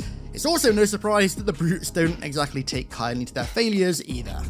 The Agitator helmet and its shock-treated visor attachment are rather interesting. Agitator helmets can be paired with any Mjolnir chassis, even those disabled by UNSC security locks. Now, I can't help but think that Erratus maybe had a hand in helping the Banished crack those UNSC armor lockdowns. All of this, though, is hinting at the Banished not just creating their own Mjolnir, but also combining that Mjolnir with existing sets of Mjolnir that have been pried from the corpses of Spartans that have been killed in battle, which is just further backed up by the description for the Victory Crest chest. Forged plates ripped from the still-breathing body of a most unwise challenger. So yeah, no surprise there. I mean, Atriox already has an ODST chestplate covering his abdomen, and we know for a fact that Hyperius wore Locke's helmet on his shoulder like a trophy, so the fact that the Banished are still stealing Mjolnir and using it for their own good is no surprise. As any Venetian knows, more often than not, violence is the answer. The description for the Agitator's shock-treated visor also suggests that Venetia is one of the main locations in which Banished Mjolnir is being created as well, being built by joint human-Banished engineering teams. If you enjoyed the video so far, I'd appreciate a sub. Thank you. Moving on to the Tormentor helmet, there's nothing stopping a human from rising in rank within Jiralhana's society, but few are red enough in teeth and claw to succeed. This just once again confirms that basically any human can join the Banished, as long as their views align and they have the ferocity to match that of the brutes. Speaking of which, the Tormentor's mantle shoulder pieces read as follows: the Jiralhana Old Guard respect arrogance, as long as it is earned. So yeah, to rise through the ranks of the Banished, and by extension Jiralhana society, a human essentially has to embody the brash, violent arrogance of the brutes. Now, given the tendencies of humanity, I don't think many will find that too hard. Sticking with how humans interact with others in the Banished, we have the Crimson Complement Wrist Guard. Humans in Jiralhana understand each other well enough that friendly fights rarely end in anything that can't be treated with simple Medigel and clonal organ replacement. And this just complements what I said before. Humans and elites getting along through brashness and violence. You know, in hindsight, the two species kind of are a match made in heaven. So, moving over to some more meaty lore, we have the Assailer helmet. Human Janissaries allied with the Banished rarely take on frontline roles, but it is the quickest way to gain access to further augmentation. So, Janissaries were elite infantry troops of the Ottoman Empire that also acted as the Sultan's household troops, his own personal guard, so to speak, and they were also quite possibly the first troops to ever be equipped with firearms. In the context of the Banished, it sounds like Spartans that wear the assailer armor almost act as a personal guard for higher-ranking Banished members, which also grants them access to even further Banished Spartan augmentations. Maybe in a future game, we'll see Atriox flanked by 2 Banished Spartans. Somehow I doubt it, but a guy can dream. Another set of Mjolnir that Spartans of a specific role within the Banished wear is the Emissary armor. Now, as the name suggests, this armor is presumably worn by Banished emissaries that are likely sent to strike parleys and maybe even alliances with other factions. The War Master's Mandate attachment for the Emissary helmet is an acoustic hailer and translator, and by the sounds of it, aids Banished emissaries in communicating with foreign factions and species, whilst also keeping a constant line back to command. And then, the Emissary Heartplate is rated to withstand not-so-friendly taps by a Brute Chieftain's Gravity Hammer, which makes me think that it's designed specifically for parleys with other opposing Brute clans that may not be so friendly. Moving on to the Blistered Plate utility, this one has rather interesting implications. The Banished have the freedom to look back and experiment with abandoned armor designs that may hold promise in the future. Now, I assume that this is referring to abandoned Mjolnir designs, and if so, that's a really cool prospect. Somehow, the Banished have managed to get a hold of scrapped Mjolnir projects and have resurrected them in their own image, and I assume the Blistered Plate is one of the many examples of that. It makes you wonder where they even got the armor schematics from in the first place. Maybe they raided some private corporations that were contracted out by Oni to design Mjolnir, or maybe they just went straight to the source and raided Oni themselves. And on the topic of armor designs, the Beacon prototype is a test housing for a new paradigm in combat asset tracking. It being a new paradigm in combat asset tracking makes it sound like it'd be given to the Banished equivalent of the Headhunters. Maybe there's Banished Spartans now in the hand of Atriox. Maybe there are Banished Spartan killers. Alrighty, now it's time to move on to the other armor that's not designed by the Brutes, specifically the Jackal-designed Mjolnir. Starting out with the Cutthroat helmet. Human avarice and Kigyar cunning complement each other to a frightening degree. Tools such as Cutthroat helmets are proof that when the two species collaborate, plunder is but a raid away. So this is hard confirmation that the Jackals are lending their rather unique knowledge and expertise to the designers of Banished Mjolnir, and that some armor is being designed specifically to complement the way that Jackals operate. And further, the Cutthroat's Evil Eye attachment reads, Jackal snipers have a fearsome reputation for good reason. So this is Spartan Mjolnir built to match the lethality of a Jackal sniper. Yeah, I'm starting to think the UNSC might be screwed. And the second Jackal-designed helmet is Negotiator. The Kigyar smell profit, and Negotiator-clad enforcers are well suited for clawing out a fortune in further stars. By the sounds of it, Spartans that wear this armor act as enforcers for Jackal pirates, and its helmet attachment, the Epsilon Eyes, makes them Watchers in the Dark, which to me sounds like a form of Jackal night vision. I mean, the eyes themselves even look like a perfect blend of that Banished Jackal sniper optical helmet and conventional nods. If all this Banished Mjolnir is made in collaboration with the insurrectionists, like it really sounds like it is, then them working with Jackals just makes total sense. I mean, it's just the next evolution of the trade that Innies were doing with the Jackals on the Rubble in the 2530s. Except this time, the Innies are Spartans wearing Mjolnir designed by Jackal snipers. It really is over for the UNSC, isn't it? Good God. And so, that concludes the lore behind the new Banished Spartans and all of their armor, be it Brute designed or Jackal designed, but don't worry, the video ain't over yet. We just got a brand new story that not only continues Hunt the Truth, but tells the story of how the New Colonial Alliance, which is a group within the insurrection, joined the Banished, and also how the first ever Banished Spartan came to be. So, let's break it down, but right after this. It begins on October 28th, 2558, the same day that Halo 5 ended, and just over 2 years before the Banished neutralized the UNSC Infinity in the atmosphere of Zeta Halo. It follows the story of Ilsa Zane, who was one of the earliest Spartan 4s who washed out after the augmentations, and also, for lack of a better word, kind of went insane because of them, eventually defecting to the insurrection. She's even referred to as the Mad Spartan.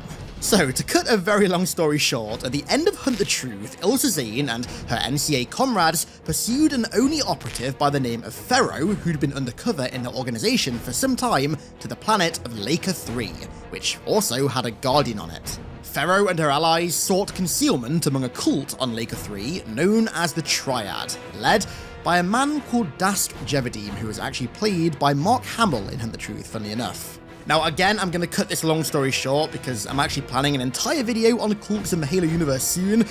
Dask and the Triad basically preached transcendence through linking, as they believed, one's 3 lives. They believed that everyone had 3 lives, and to link them allowed you to ascertain transcendence. When the Guardians arose on Laker 3, he preached that their awakening was the predecessor to his followers' transcendence. So yeah, the guy was insane, to put it lightly. I mean, he was a cult leader. What do you expect? Eventually, Ilsa Zane and the NCA found Pharaoh and her friends hiding out in the Triad camp. However, as the Guardian rose out of the ground, Hunt the Truth ended with an all-out war between the two. And this is where Halo the Third Life picks up, right as Hunt the Truth ended. Oni troops are engaging Zane and the insurrectionists, who, on top of wanting to kill Pharaoh, also want to seize the Guardian for themselves.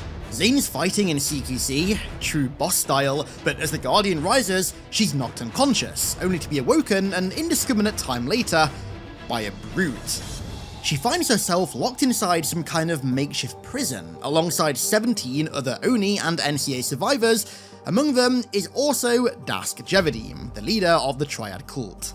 Not having a clue about what's going on, Dask brings Zane up to speed about what went down since she got knocked out, about the Creators' Uprising and Cortana's galaxy-wide proclamation about bringing an end to hunger, pain and conflict as long as the knee is bent to her new regime, but more pressingly, about how all the survivors of the Guardian's awakening had been rounded up and imprisoned when a new threat arrived on the planet, the Banished.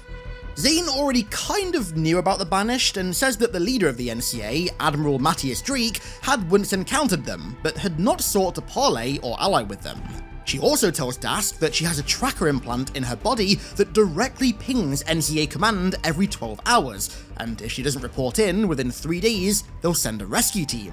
So, being the slimy dude that he is, Dask offers to teach her how to survive the brutes in the meantime, given that he's got some experience with surviving brute occupation, in exchange for a free ride to a location of his choosing courtesy of her rescue team. But before she can agree to his offer, a brute by the name of Amatus enters the prison, looking to retrieve a human to eat. Zane, being pumped full of experimental strength-enhancing chemicals, decides to challenge the brute by staring it dead in the eyes, and as it roars in retaliation, she punches it right in the throat, crushing its windpipe. You see, because Ilsa Zane was part of the very first batch of Spartan 4s, her augmentations are kind of different, hence why she's called the Mad Spartan. So they were designed specifically to make Mjolnir obsolete, to make a Spartan equal to that of an elite or brute in strength without their armor. And despite being a washout, it's clear that those augmentations had some kind of positive effect on her. As the brute chokes on its own windpipe, she tears off its shoulder plate and proceeds to crush its head with it, turning it to a purple mush. She then drags its lifeless body to the edge of the cage for its nearby packmates who watch the slaughter take place to see.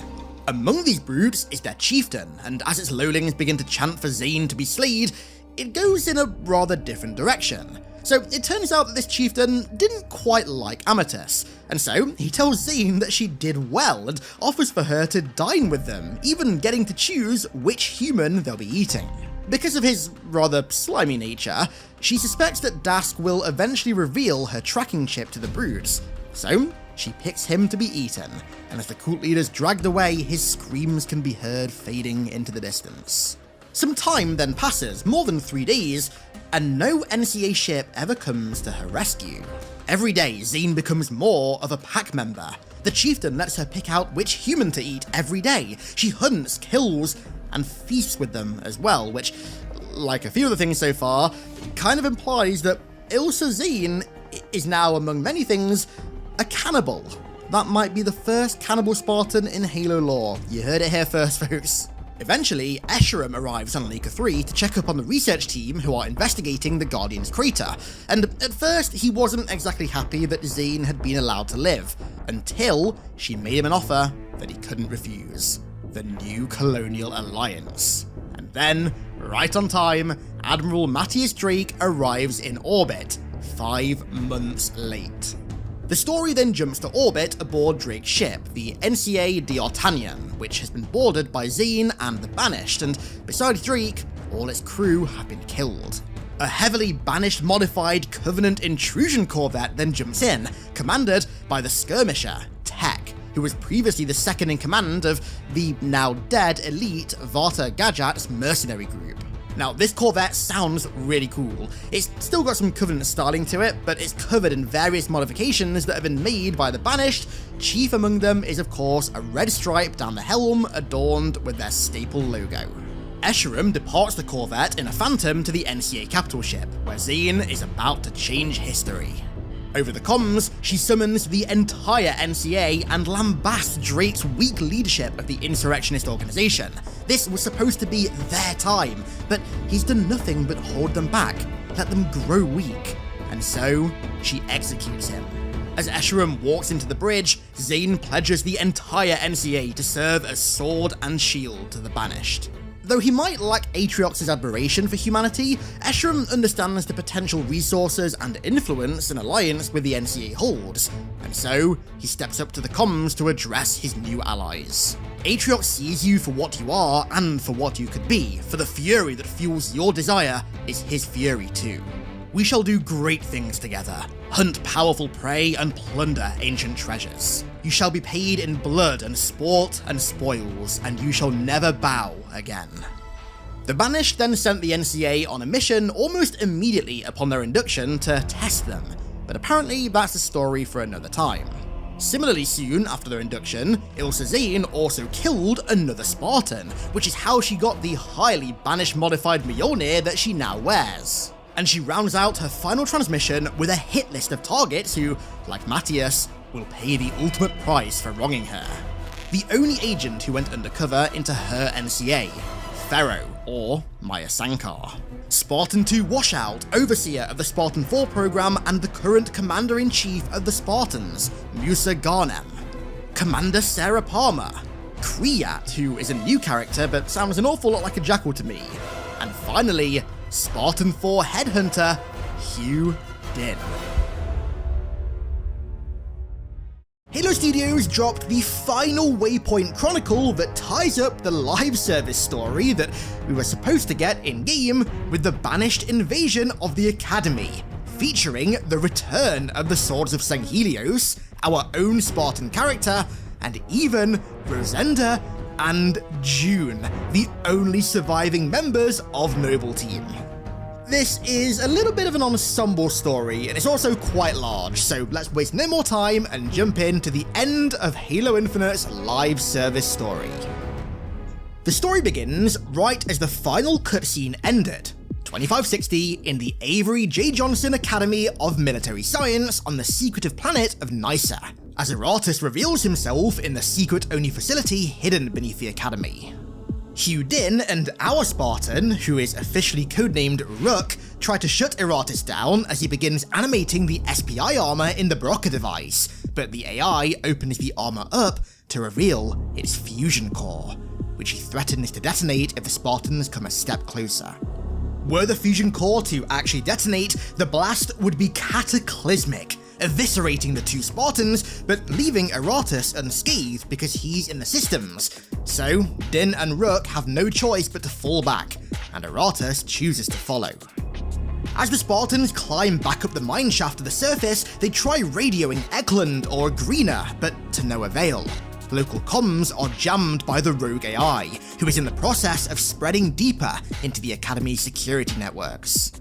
We then jump forward 14 minutes, where Din meets with Agrina and Eklund in the Academy's AI lab. Spartans Page and Ionescu guard the entrance to the room, while Hannah Roberts, who is the Academy's head of cybersecurity and also network infrastructure, was frantically moving between terminals. All of Oni's firewalls are down, and Aratus is siphoning through their entire archives. Local data stores are being scrubbed and filled with zettabytes of junk, zettabytes being a billion terabytes of garbage, purely to try and slow the AI down, but they know that that's just a temporary solution. Rook has been sent with a team to warn the other outposts, but comms are still down, and once Aratus gets past the countermeasures, he's gonna have full control of the weapon systems, and even worse, the facility's communications array, which means that he'll be able to call the Banished. In response, Agrina proposes a mass evacuation of the planet using a small handful of Condors and Zheng-He couriers that are docked in a mountainside hangar nearby, but Din disagrees. The Spartans here have been trained for this very situation for years. None of them are going to want to evac as soon as danger arrives, and Spartan Page concurs. So Agrina compromises. Key personnel will be evacuated, but Spartans and Marines will stay behind and fight, and the Cole Protocol will be enacted. The only problem is that with the comms down, enacting the Cole Protocol means travelling to each individual communication station nearby and doing it manually.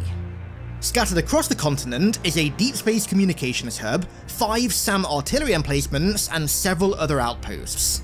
They have to assume that it's only a matter of time before Aratus uses that deep space communications hub to summon the Banished fleet, but Agrina has an idea of another facility that they can use to try and balance the scales.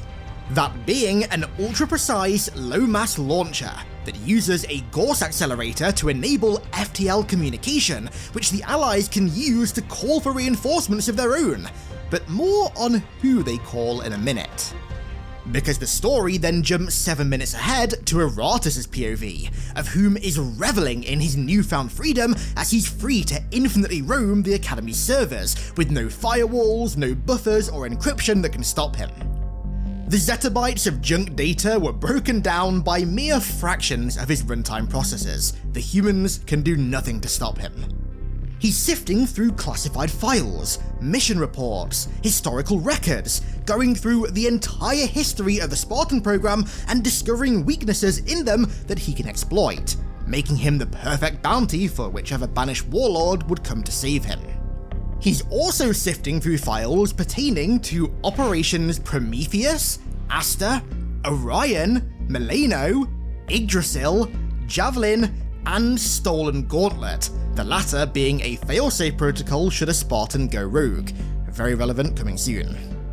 Thanks to the SPDR in Gen 3 Mjolnir, which is the anti-AI intrusion countermeasure, Aratus realizes that assuming control of a Spartan's armor is now pretty much impossible, but he can still control their systems, as he already has done by disrupting comms for example, and also seize control of anything else on the local network, including the 5 SAM artillery emplacements nearby. And so, he gets to work commandeering the weapons of his enemies. Jumping back to Agrina and Din, they reach the comms hub and activate the low-mass launcher, which they can use to send an encoded message to a predetermined target on the other side of slipspace, who can then, hopefully in short order, come to their rescue. And where do they choose to send this message, I hear you ask? Well, Anvil Station, the training station controlled by both Spartans and Swords of Sanghelios alike. Anvil makes a prime choice because, unlike the other Spartan training facilities, it was intentionally designed without an AI, so there's no chance of it getting Laconia'd. The message is launched into space successfully, and as Agrina breathes a sigh of relief that Aratus somehow didn't stop them, he of course rears his head, bellowing over the comms to tell them to take a look outside, where they see the great dishes of the deep space relays begin to point skywards before launching red beams of energy into the sky. The Banished have been called.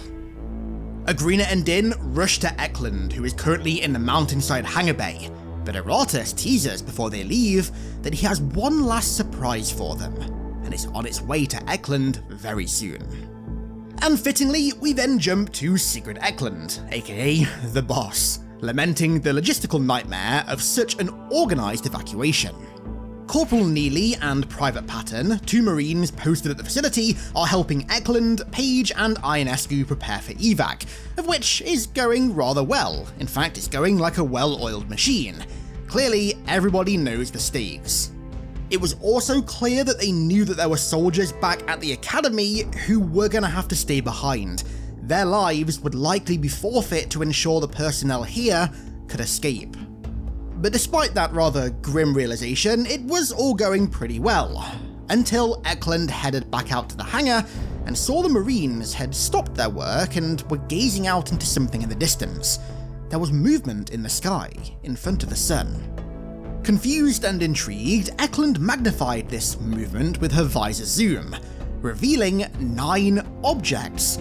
9 surface-to-air missiles that were headed right for the hangar. And with that, we jump back to Din and Agrina once more. The two are speeding across the uneven terrain of Nysa towards the hangar in their Warthog at such a speed that Agrina believes the vehicle is gonna flip, but that was only a secondary concern compared to what was flying through the sky. Their attempts at raising the hangar team continued to fail. The comms was still down, and Aratus had control of the Academy's artillery. With only 16 seconds to impact, Agrina puts her foot down, but it's no use. The missiles meet their target, the first directly striking the courier vessel, whilst the rest cascaded up the mountain into a pillar of flame, launching huge chunks of rock in all directions. The evac craft had all been destroyed. Nysa was cut off, and the Banished were on their way. But suddenly, comms surprisingly came back online, and within seconds, both Spartan's helmets were filled with local transmissions, one of which came from the Academy's head of cybersecurity, Hannah Roberts, who announces that Aratus isn't done yet. He's just pinged his next target, the Academy itself. Given the strangely convenient restoration of comms, the two Spartans begin to question if it's in fact a bluff on Aratus' part, testing them, forcing them to make a choice, either destroy their own artillery and leave themselves completely open to a Banished invasion, or suffer the loss of the Academy, their central base and store of every resource from ammo to meds and defensible positions that they'd need to fight off said invasion. It's an almost impossible choice to make, but after a brief moment of torturous pondering, Agrina chooses the Academy.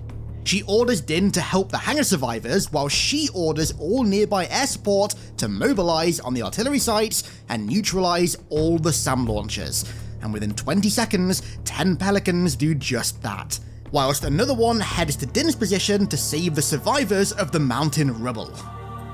The missiles had burned bodies beyond recognition.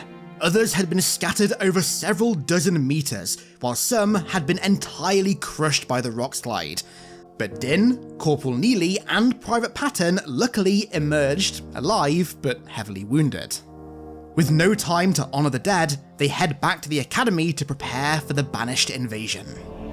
And on that note, we then jump to the bridge of the Banished Dreadnought, the ghost of Kolo, as it arrives at Nysa. The ship is crewed by brutes, jackals, and also the newest allies of the Banished, the human insurrectionists of the New Colonial Alliance, led by the Spartan 4 washout turned insurrectionist turned Banished Spartan and leader Ilsa Zane. Zane revels in the thrill of an invasion and gives her crew a speech to rile them up where she decries humanity's faith in hope. Their mission today is to extinguish the spark of hope within humanity. This riles her crew up very effectively. Brute Chieftain Atticus even begins thumping the pommel of his gravity hammer into the ground in excitement and vigour, before they all recite the NCA's words of wisdom, from fire to blood. Zane, armed with her own mutilator, then declares, "For the Banished," and the bridge crew unleash an assenting roar, reciting the very same words, and then their invasion of the Academy officially commences. We then jump ahead to the very beginning of the invasion, where Ilsa Zane is on the surface of Nysa for a parley, which is a rare and peaceful act for the Banished, but one that Atriox enforces. In fact, it's a tradition that he's enforced since the very inception of the faction. They stand in elite parley formation, Zane at the centre, her Descarlo, the chieftain Atticus, a step behind her, but the space that is normally filled to the left by a bodyguard is empty. Ilsa Zane sees no need for a bodyguard. Then on the other side of the parley stands Agrina, Eklund, and Din, with whom Zane has a score to settle. She announces that she's here for the AI, and that if they give her Din, she'll even give them her word that they'll call off the invasion. But of course, Agrina declines, to which Zane smiles and retorts, "Good." And as she does, the clouds in the sky part to reveal her dreadnought, from which drop bases and drop pods rocket down en masse to the surface of the planet, as Banshees escort waves of phantoms down as well. The invasion has officially begun. And the story wastes no time taking us into the heat of the battle, because we jump forward into the Banished's unrelenting assault. Their forces have Agrina and a handful of other Spartans, all of whom are on the front line, falling back, but Eklund is trapped at the relay junction and is running low on ammo, so Din and Spartan O'Brien and Spartan Sinclair are sent to rescue her. Agrina tries not to dwell on the frank grimness of what's occurring. They've run the simulations of invasions of the Academy before, but simulations never really compare to the real thing. Din rendezvous with Eklund alongside Sinclair and O'Brien, and after an extremely violent altercation with a brute berserker that ended with it crushing Sinclair's skull before being brought down on top of him, Eklund, Din, and an unconscious O'Brien fall back through a bulkhead door, which seals, giving them a brief moment of respite. Medics rush to O'Brien, and Agrina radios in to inform the Headhunters that the entire facility is now under lockdown. Gates are to be guarded, and wounded transferred to the medbay. Eklund and Din meet Agrina in the Ops Center, who's also sent fire teams out to the remaining external facilities to enact the Cole Protocol, a damage mitigation effort, which at this point is really all they can afford. But just as they start to get ever so slightly comfy with this lockdown, Eratus erupts from every possible channel, declaring himself once again in charge, and lifting the lockdown. Every single door, gate, and shutter in the Academy begins to open, and hordes of Banished pour into what the Allies had just thought to be a temporary safe haven. The story then jumps to the bridge of the Sword of Conjunction, an SCC-class frigate under command of Shipmistress Vidu Atar. The ship is the joint human elite reinforcements from Anvil Station, and they've just arrived at Nisa. The ship deploys its scouts, which provide data to update the regional hologram on the bridge with key information from the battle, which, frankly, looks like it's going pretty badly. Off in the distance, Atar sees the Banished Dreadnought, the source of this dire invasion, and although she greatly wishes to test her ship and also her elite and human crew in battle against it, it is unfortunately 3 times the size of her frigate, so to do so would frankly be suicide.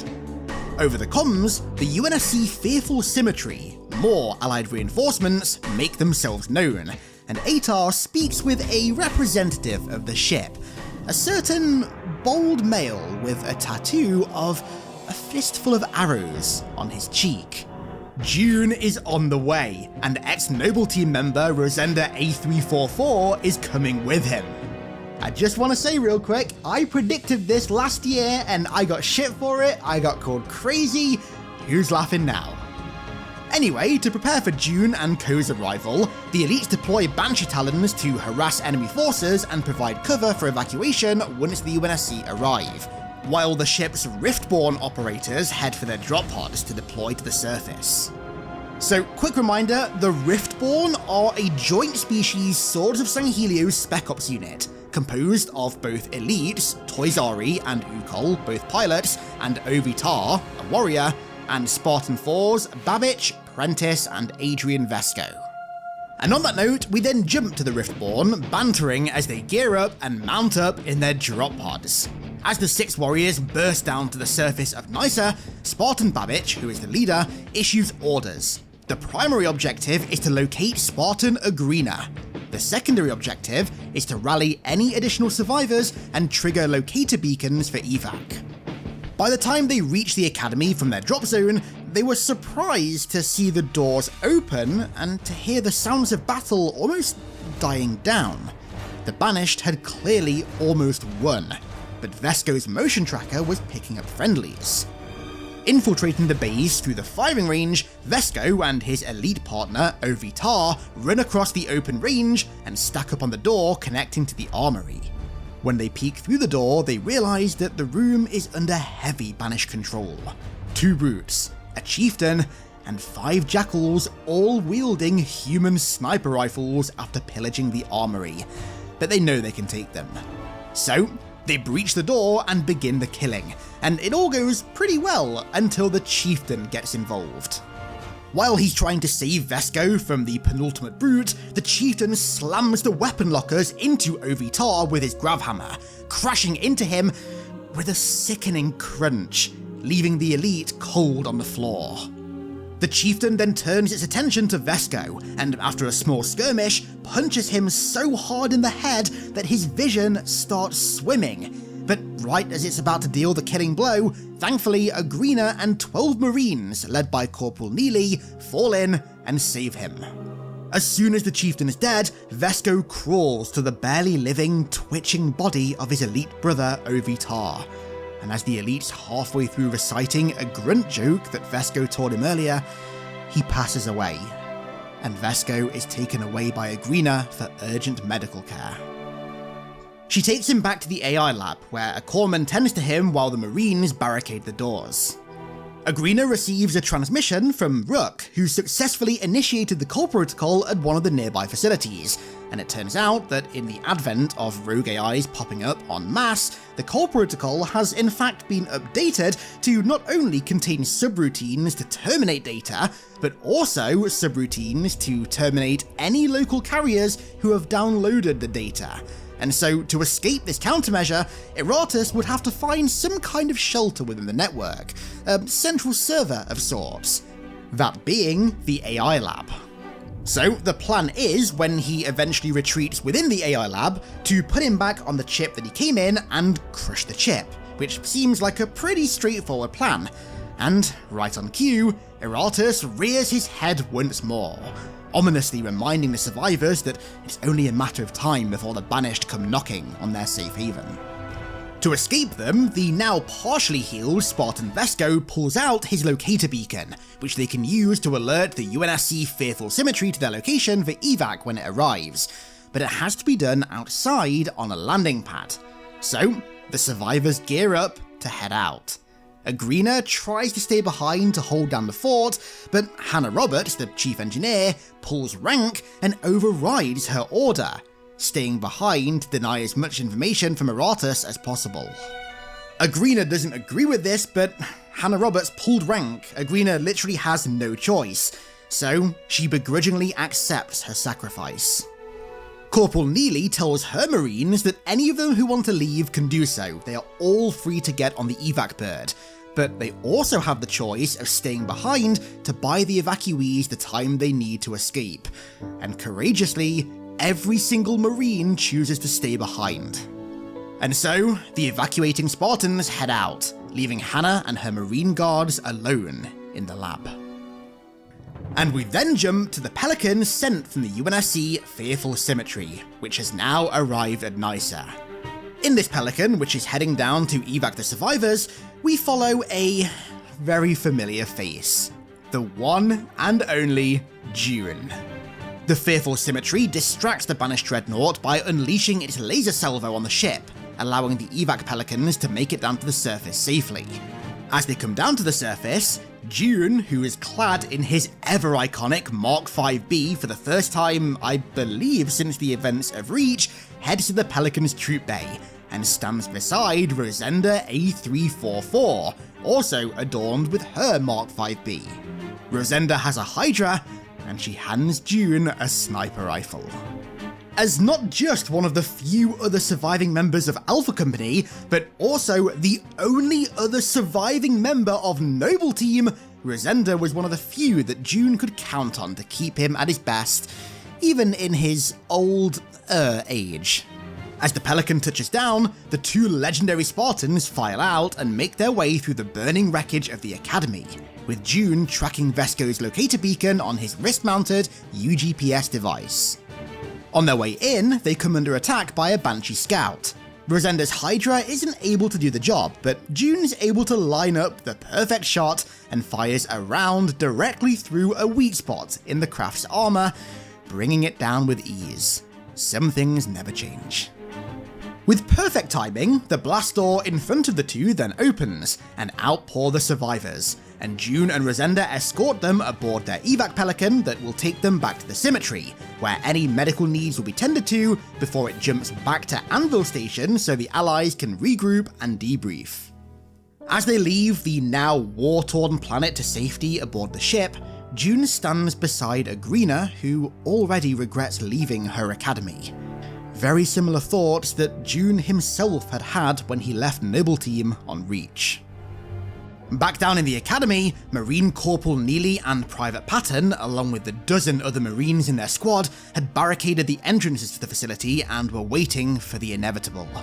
The shutters were closed, plunging the room into darkness, and the sounds of battle outside were beginning to die down, an ill omen. Patton began panicking to himself, knowing what lay ahead, but before Neely could calm him down, a thunderous crack sounded on the door, punching a hole straight through it, and before any of them could react, the entity responsible was right in front of them.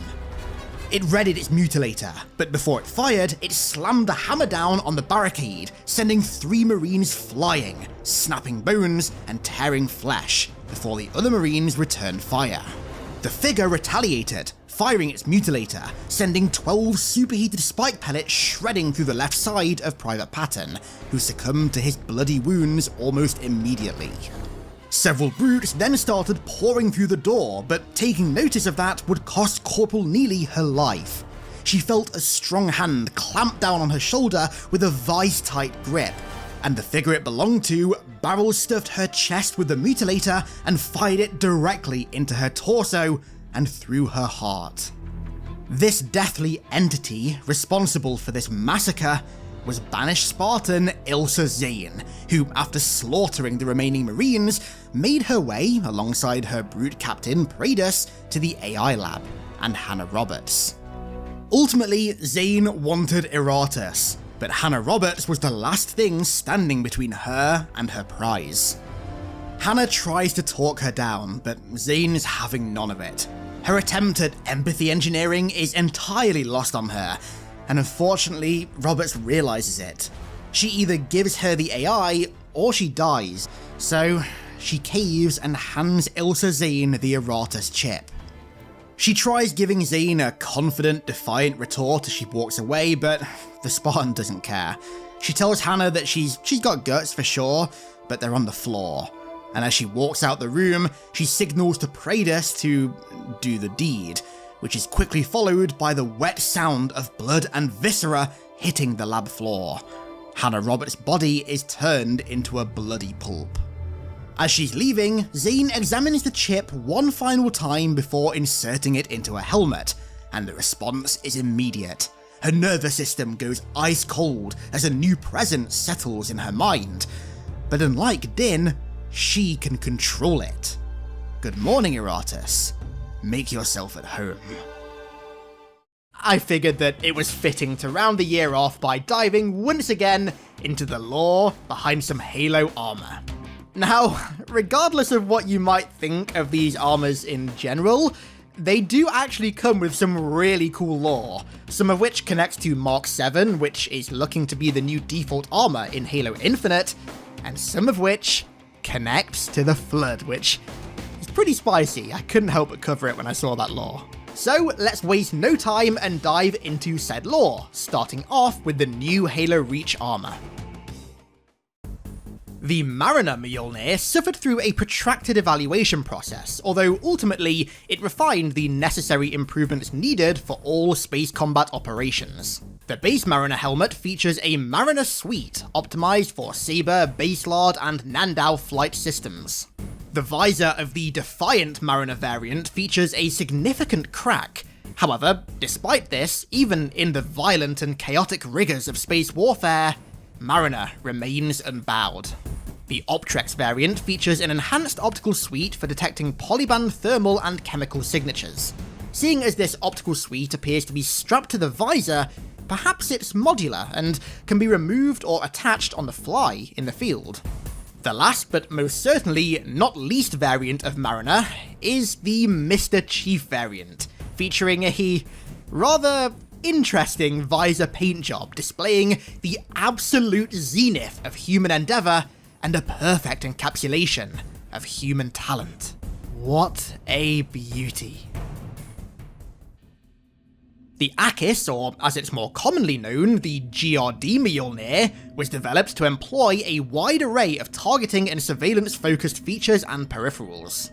The base variant and its associated components were so highly classified that it led some operatives to question its very existence. The infamous GRD Akis variant features Project Sclera's exclusive P237 Theatech optical suite with metal plating covering the visor. The CBRN Akis variant simply features the staple chemical, biological, radiological, and nuclear filter pipes for operations in hazardous zones. And the final variant is the GRD CBRN combination, which features both the P237 Theatech optical suite and the CBRN pipes for operations in hazardous zones. The Exo TSCS chest armor has been modified for exo-atmospheric engagements and features an onboard tactical signals intelligence collection system. And lastly for Halo Reach, we have the addition of robotic arm variants for all existing chest types, for those unfortunate Spartans who underwent significant damage on the battlefield. All of these robotic arms are mil-spec prosthetic limbs that now integrate with all Mjolnir chest variants, allowing for maximum accessibility throughout the Navy's ranks.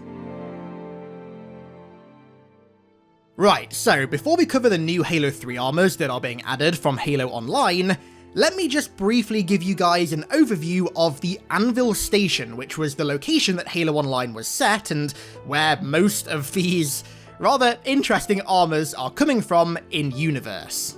Given the strange kind of limbo that Halo Online and all of its lore was stuck in for the past 5 years, the Anvil Station and the Anvil Initiative were never really canon until now. The latest MCC update officially brought the Anvil Station and Initiative into the canon. However though, given that not everything from Halo Online has been brought into the canon yet, we don't know how much of the Anvil lore from Halo Online is canon as of right now, so we can't really go into any specifics about it. All you really need to know for this video is that the Anvil training stations were established as early as 2553 as part of the Anvil Initiative, spearheaded by the UNSC Spartan Operations Branch. The initiative was created to be a cross-training and evaluation program that worked in close collaboration with the Swords of Sanghelios, allowing Spartan 4s to train and interact with the now allied elites in both virtual reality simulations and also live fire exercises. The initiative was rather symbolic of the newfound human elite alliance that realistically enabled us to win the war. Anvil stations also act as a test environment for highly classified hybrid technologies developed by the Office of Naval Intelligence alongside their private sector partners, special research collaborations, and, in some cases, elite artisan armorers. Many of these armors have incredibly niche use cases, and when you see what the use cases are, you'll realize why they're so highly classified. So, let's take a look at them. The Air Assault Mjolnir is a favourite of Spartans tasked with assisting Anvil Station security personnel. Its rather sleek and form-fitting design was likely a conscious design decision, with intentions to make the armour as aerodynamic as possible. The Aviator Mjolnir is employed by interceptor squadrons assigned to Anvil stations. The helmet takes clear inspiration from 20th century flight caps, a rather nostalgic callback to a simpler time in aviation and aerial combat. The shoulders and kneecaps feature unique circular plates, possibly designed to protect the joints, and the chest is ultra lightweight to allow its wearer to fit snug in the cockpit of interceptor craft, such as a longsword. Compass Mjolnir contains experimental multi-band sensory receptors, produced on board Anvil stations by Swords of Sanghelios artisan armorers. The shoulder pauldrons may be inspired by the elite flight harness shoulders, and the overall increased presence of curvature in the armour compared to other Mjolnir variants are staple design traits of the elite armourers who designed Compass. Deadeye Mjolnir is designed primarily for stealth operations, and is currently undergoing cross-training with elite rangers aboard one of the Anvil stations aimed at improving the armour's stealth capabilities. The Demo Mjolnir has a strange and rather mysterious backstory. As the name would imply, it's a prototype Mjolnir suit tested at Anvil stations on behalf of currently unidentified third parties. Now, given the privately designed nature of a number of Gen 2 variants, and also the time in which the Anvil initiative was kickstarted, perhaps the Demo Mjolnir was a prototype not just for a set of armour, but rather for the privatization of the Mjolnir platform as a whole. The Hivemind Mjolnir appears to be a suit that specialises in containing flood outbreaks, and sees much use on Anvil stations as they provide the perfect equipment testing environment for Spartans tasked with such a feat. Considering flood outbreaks are a rare occurrence, thank God, most counter-flood training is done in virtual reality and is facilitated by Hivemind.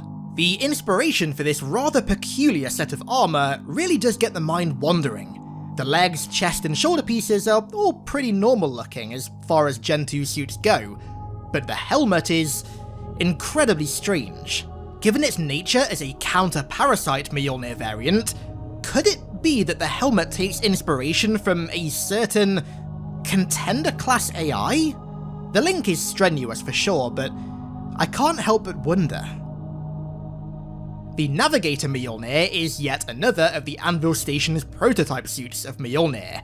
However, Navigator integrates specific technologies being worked on for the Mark 7 platform for focused evaluation. It's another rather sleek and form-fitting suit of Mjolnir with no real standout features, but perhaps Navigator isn't meant to be a new, shiny and widely available set of Mjolnir armour. Maybe Navigator exists purely to provide a foundation to put prototype Mark 7 systems through their paces in virtual reality. The Pioneer Mjolnir present on Anvil Station appears to be a modified version of the standard Pioneer that its private sector creators, Acheron Security, hope to have tested on Anvil. These modifications come in the form of general improvements made after the suit's use on Installation 03, where it was used en masse during the initial exploration efforts of Gamma Halo by Ivanov Station's research deployments. Spartans clad in Pioneer assisted in the security and protection of over 24 field teams and science detachments who were exploring the Halo for the first time. The Soldier Mjolnir sees extensive testing aboard Anvil stations, and has proven to be one of the Mjolnir platform's most versatile variants. The helmet is regarded as one of the most comfortable pieces of Mjolnir to wear, and has low power consumption, along with an integrated Team Endurance Catalyst intel suite, similar to what is used in marine helmets. The legs feature heavy plated boots, fixed soft cases and a shield emitter junction, and the armour in general has a clear focus on survivability, with a number of ammo and equipment pouches strapped to the bulky, yet still relatively lightweight chest piece. The Suture set of Mjolnir is a set of specialised armour designed for Spartan combat medics. This new series of Mjolnir is entirely experimental and has been approved for testing at Anvil stations. The apparent modularity of certain pieces of the Suture armour provide ample protection without sacrificing manoeuvrability and the agility of its wearer. Given the general bulkiness of the tanker Mjolnir, it's no surprise that elites stationed on board Anvil facilities are impressed with the resilience of this human harness. All platings are extremely well armoured, bulky yet slim, and with as few weak areas exposed as possible. And the final new set of Mjolnir is Warrior, one of the most highly adopted variants of Mjolnir, but even armour kits as mainline as Warrior can still benefit from evaluation in Anvil training courses. The helmet is fully plated, with this iteration featuring a far different visor design to the regular Warrior iteration. Its robust design provides ample protection while also containing sensors and computing clusters that are fully interoperable with other Mjolnir variants. The armor is made of lightweight, narrow-designed ceramic and features a dual-channel gel layer to disperse kinetic and thermal energy quickly and efficiently, while working with the ceramic for increased mobility. It also features a collar outlet for swift component modularity and hollow plate shoulder pauldrons for increased speed. And finally, 343 have added undersuit customization to Halo 3, and there are currently 3 different undersuit variants. The first one is the Gen 1 tech suit, which is integral to the Mjolnir system, encasing the wearer's body and providing attachment points for the Mjolnir plating that lies above it. The Gen 2 tech suit is relatively similar to its Gen 1 counterpart, acting as a bespoke, form-fit, armoured polymuscle exoskeleton. It does feature a different design though, with a lighter grey colouring and a bumpy texture, the purpose of which is unknown.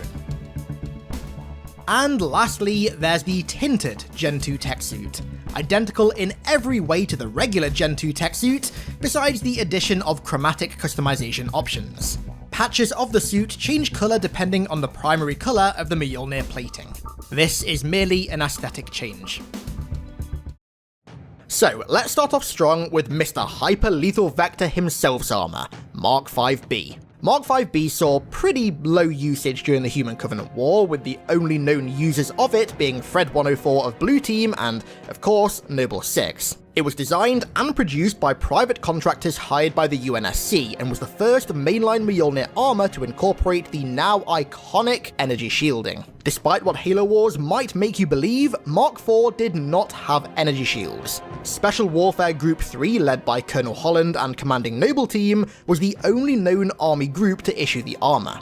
The Mark 5B helmet comes with 2 optional upgrades, the first an up-armored variant of the base helmet, and the second an up-armored variant complete with a hardened uplink module, used to gather military intelligence on sensitive operations.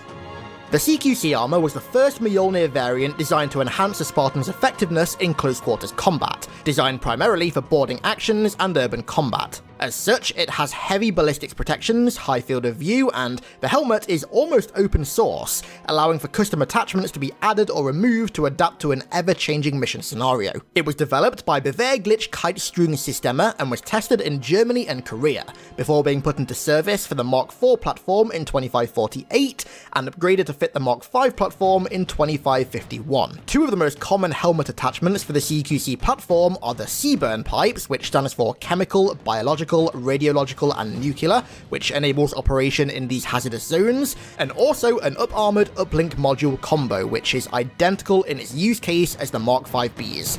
The shoulder pieces are designed to allow for maximum mobility, but at the same time, maximum protection in CQC environments. ODST is one of the most iconic armors in the history of the UNSC, and as such became compatible with Mjolnir systems. When it was ported to Mjolnir, the helmet gained the ability to integrate with the user's neural interface, making its HUD much more useful. Developed by Miseria Armory on Mars, the helmet comes with motion sensors and thermal imaging, and like other helmets on the Mark V platform, can be customized. An up-armored command network module can be added, granting higher defenses and connectivity, and CBurn respiration pipes can be added in conjunction with an uplink module for sensitive operations in hazardous zones. The shoulders are designed specifically to keep a low profile, hence why they conform quite well with the body shape, and the chest piece, comprised of strong Kevlar, contains an inner heating to both keep the user a decent temperature and remain undetected on thermal imaging, and the outer layer is entirely heat resistant, so the user isn't cooked alive in his armor when dropping feet first into hell. When it comes to armor built to excel in hazardous zones, nothing outshines HAZOP. Developed by Materials Group, a division of ONI, the armor is designed specifically for use in chemically, biologically, radiologically, and nuclear-compromised areas. Although the base helmet does come without it, CBurn respiration pipes can be added alongside an external uplink, or alternatively, an upgraded command network module fit for more extreme environments. All it appears the shoulder pieces do is simply facilitate operations in hazardous zones.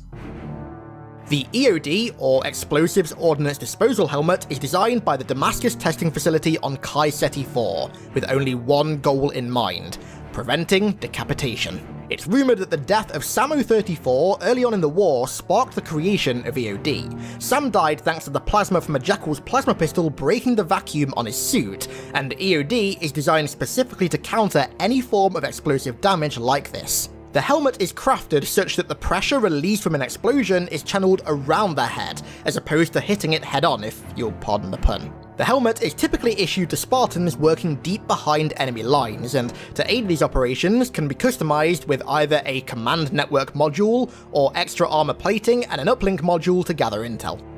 The operator armor is designed for use by Spartans within ONI's Beta 5 asymmetrical action group, comprised of operators who conduct warfare in a more unconventional manner.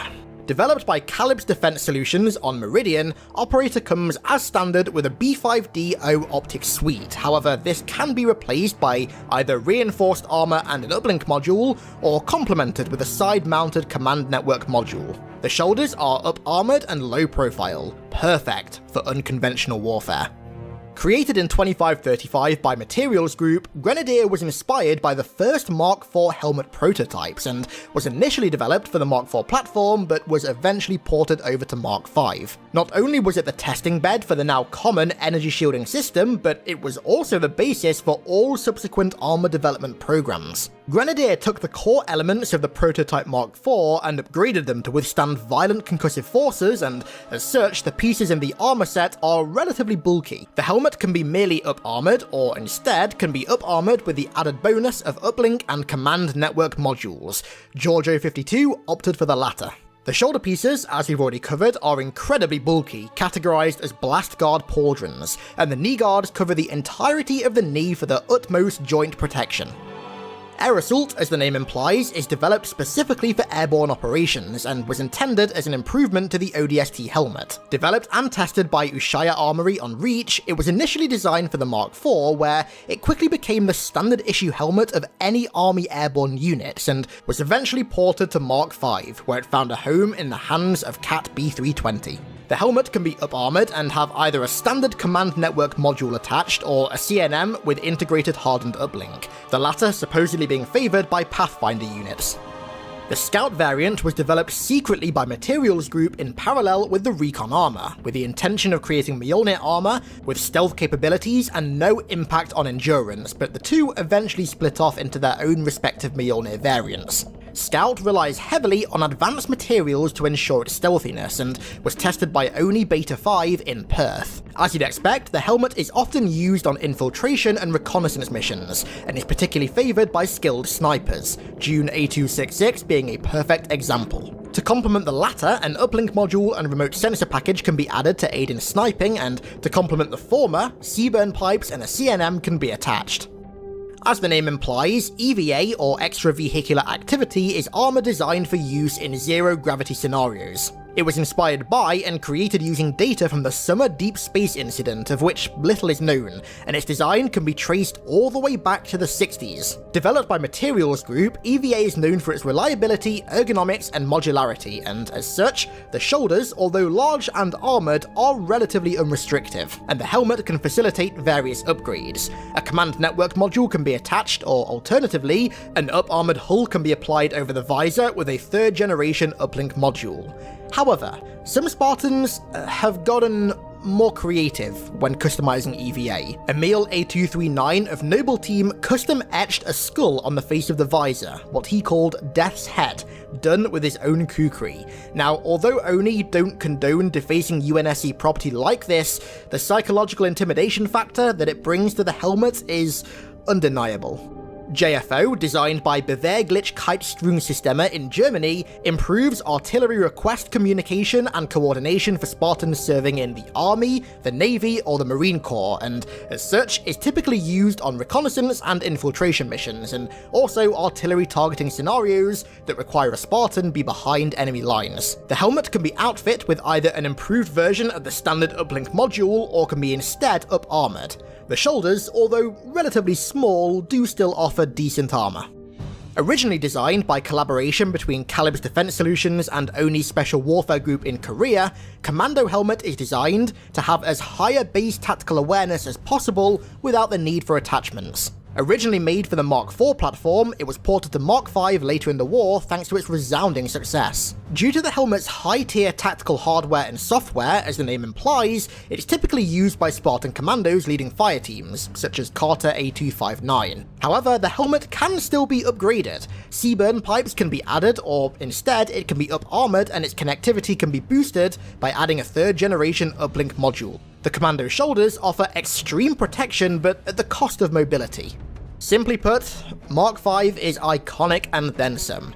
Designed by Dr. Halsey herself as an almost across-the-board upgrade of Mark IV, it retains what made the previous armor so great, while also gaining some game-changing additions.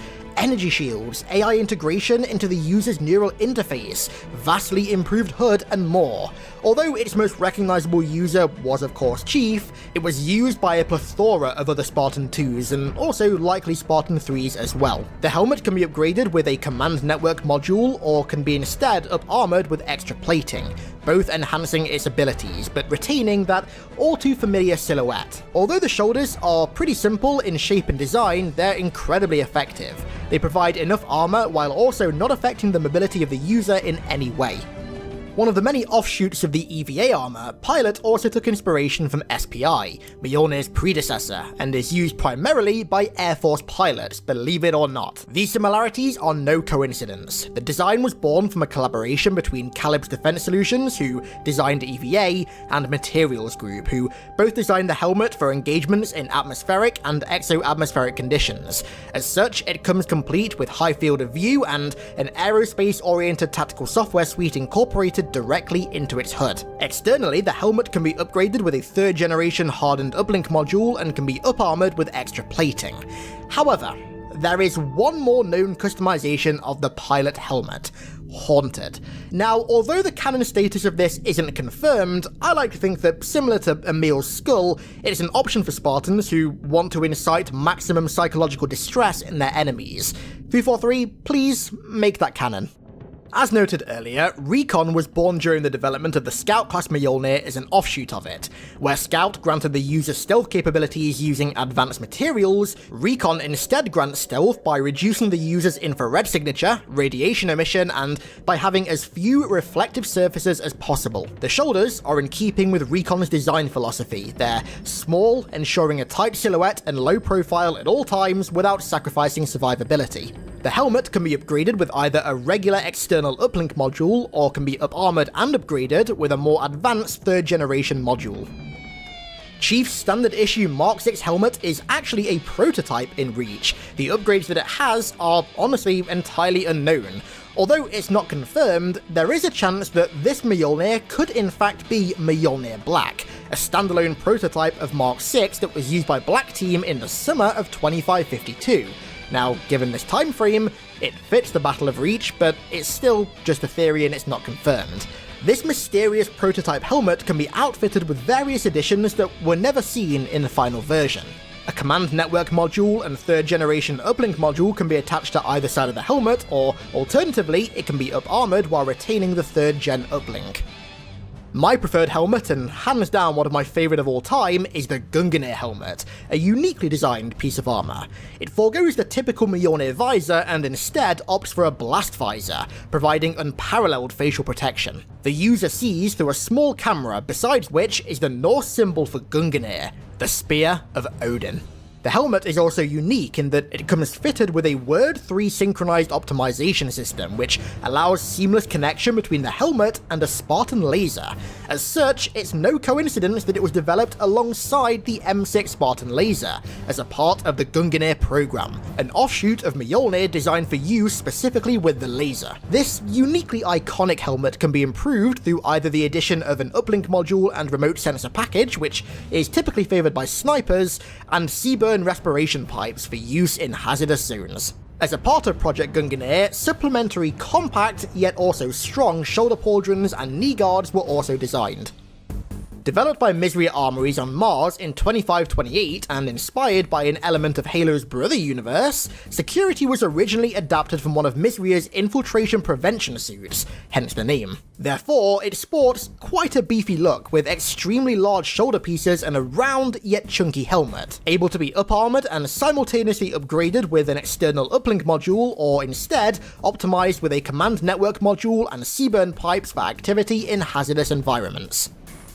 As the name implies, the military police helmet was designed for use by the UNSC military police. It's essentially a fully enclosed version of the Army and Marine Corps soldier helmet and became the primary helmet for only Beta 5 security. It can be enhanced with either a Seaburn uplink module and remote sensor package, or instead, an uplink module, command network module, and remote sensor package.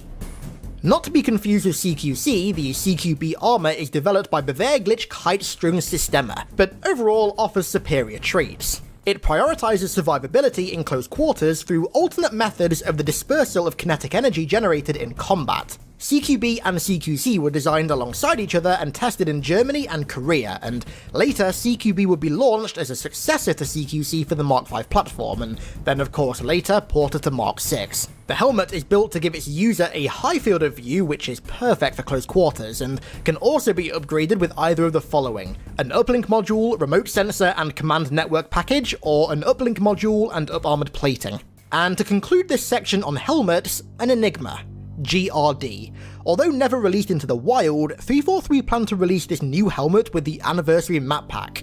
After being spotted in a Bungie employee's armory, this helmet garnered somewhat of a cult following, but aside from its inclusion in doll form, it's never been seen again. We can only hope that it once again makes an appearance when MCC and Reach come to PC.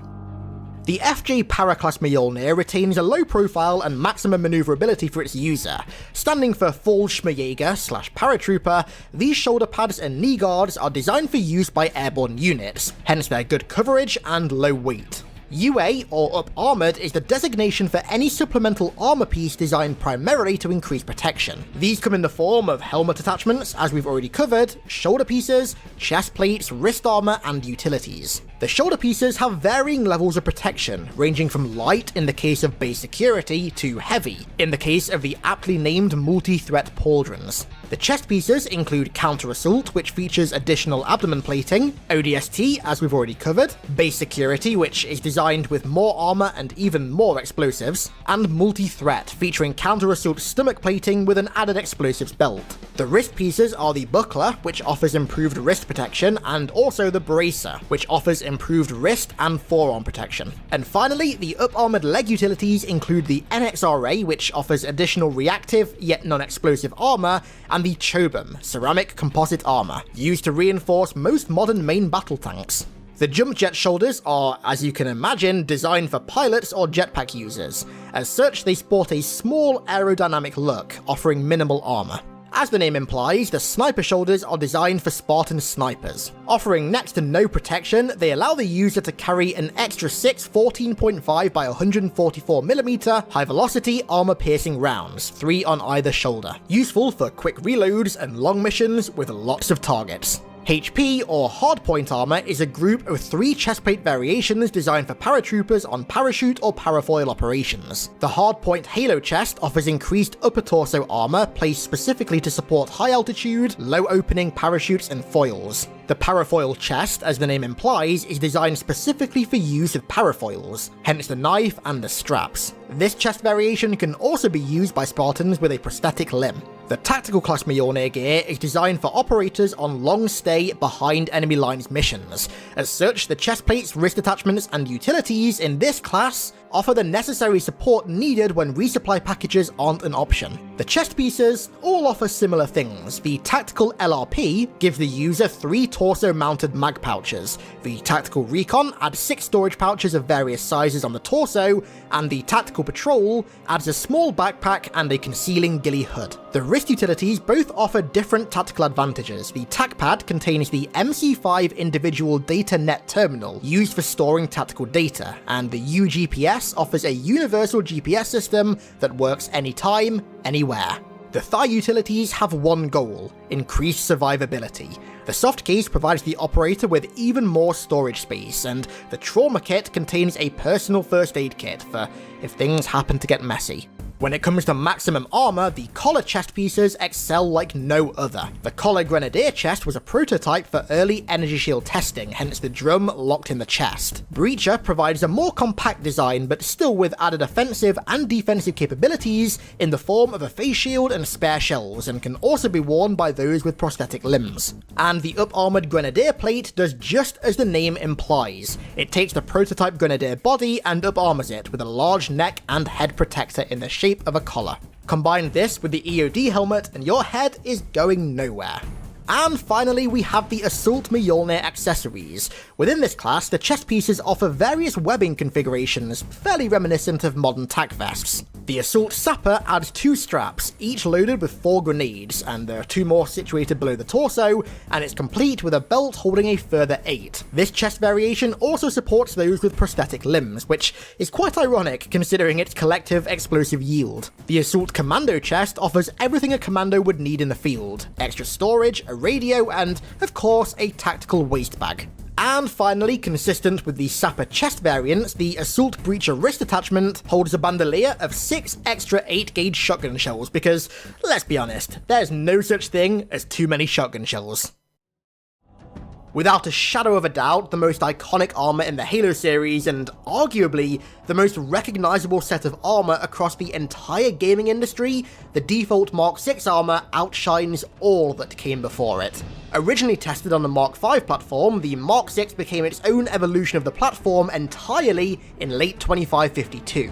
When donned by the Master Chief himself, the armor became the face of the demons the Covenant wished to vanquish from existence, a wish that was never fulfilled. Developed in Songnam in Korea, the armor became the standard for all Spartan 2s still left fighting in October of 2552, and came with a swath of upgrades. It protects the user in toxic and oxygen-less environments, has anti-EMP protection, is composed of a multi-layer alloy, complete with a refractive coating to disperse Covenant plasma projectiles, has an undersuit that connects to the user's neural interface to control its internal environment, among other benefits, contains a layer of superconducting memory to allow even the most advanced AIs to interface with it seamlessly, has an extremely efficient energy shielding system powered by a smaller fusion pack, among many other features. Some of the more standout ones include the upgraded shielding, of course, and vastly improved hydrostatic gel layer, which enhances not only the user's strength, but also their reaction time. It also has recoil compensation actuators, which explains how Chief never suffers from any recoil, and an internal computer system improved across the board that monitors everything from biosignals to weapon details. Simply put, not only is the overall design simple and iconic, but the Mark 6 armor is one of the most groundbreaking improvements in military history. It's no coincidence that it saved the galaxy on multiple occasions. The Mark 6 CQB armor is simply a ported version of the original CQB armor developed for the Mark 5 platform.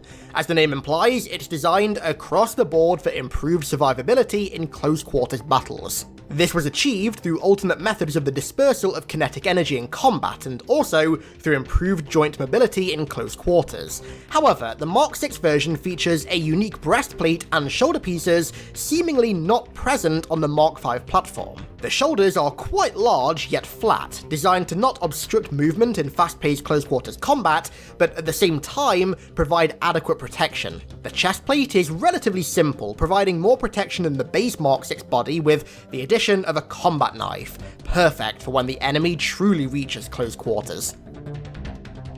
When it comes to the perfect sniper target, few helmets outshine EVA. Although commonly referred to as the fishbowl, the EVA helmet is not to be looked down upon. As one of the longest running Mjolnir variants, EVA has seen use on the Mark IV, Mark V, and Mark VI platforms, defining itself as a tried and tested set of Mjolnir. As the name and design implies, EVA was created specifically for operations in oxygen-free environments, such as the vacuum of space. As each upgrade to the Mjolnir platform was released, EVA received a series of enhancements, but with the release of the Mark 6 EVA came its biggest upgrade yet. The armor was upgraded to increase exo-atmospheric endurance and to also improve mobility in zero-G environments without the use of a thruster pack. The helmet was also specifically upgraded to include a single-beam laser teamcom system, useful for fireteam chatter. Although mocked by some for its use in ground combat, when it comes to EVA combat, this armor is absolutely unmatched. And no, that is not a cassette player in the chest. When it comes to heavy-duty armor designed to take a serious beating, nothing will ever outmatch EOD. From the get-go, its helmet was designed specifically to prevent decapitation, and as such, was shaped such that the pressure released from an explosion would wrap around the head, as opposed to hitting it straight on. The shoulders were also designed for exactly the same purpose, and are not only extremely up-armored, but also feature minimum grabbing edges to prevent dismemberment via explosion, and the body was simply a heavily reinforced breastplate designed to do exactly the same thing. Operators who don the full EOD armor set can be free of worry when boarding enemy ships, with the knowledge that, should they be struck by an explosion or superheated plasma of any kind, their suit should remain vacuum sealed to ensure their safe exfiltration. Developed in conjunction with the fabled Recon armor, both were designed for stealth, but Scout went about achieving this goal in a different way to Recon, by relying heavily on advanced materials to stay in the shadows. Tested by only themselves in Australia, the physical design of this armor is perfectly in line with its goal. The helmet keeps a low profile with an almost aerodynamic shape to it and a small visor to limit light reflection, and the body and shoulders provide extra armor without increasing the user's profile. Perfect for sniping missions.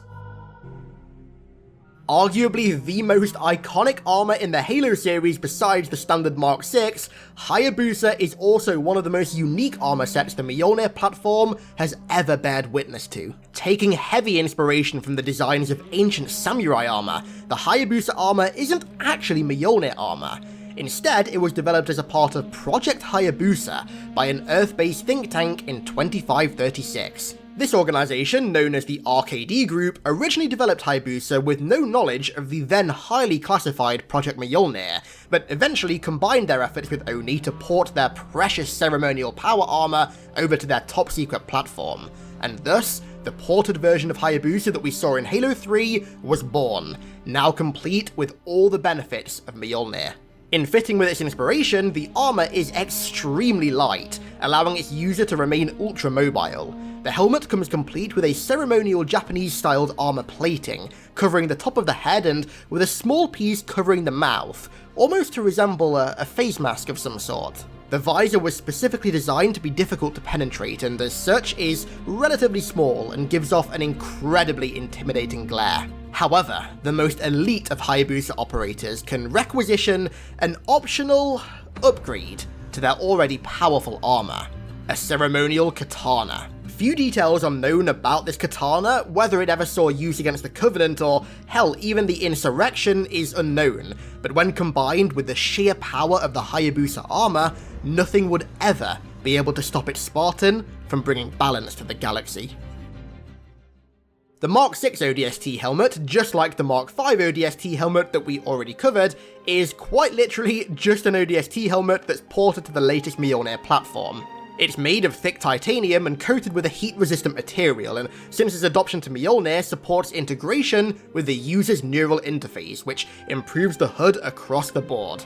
Just like the standard ODST helmet, thermal imaging also comes as standard. Pretty much anything a regular ODST helmet does, this helmet does, but with the enhancements of Mark 6. Considering its already legendary status, porting the Mark 5 helmet over to the new Mark 6 platform was really a no-brainer, and that's exactly what this helmet is, a port. It functions identically when paired with Mark 6 to how it functioned when paired with Mark 5, and as such, it sports an advanced heads-up display, a very strong titanium build, and like all other helmets, a neural interface which connects to the wearer's neural implant. Filters are built into the helmet to protect the user in toxic or oxygenless environments, as well as thermal imaging and video equipment. Whatever Mark 5 could do on the original Mark 5 platform it was built for, it can also do on Mark 6.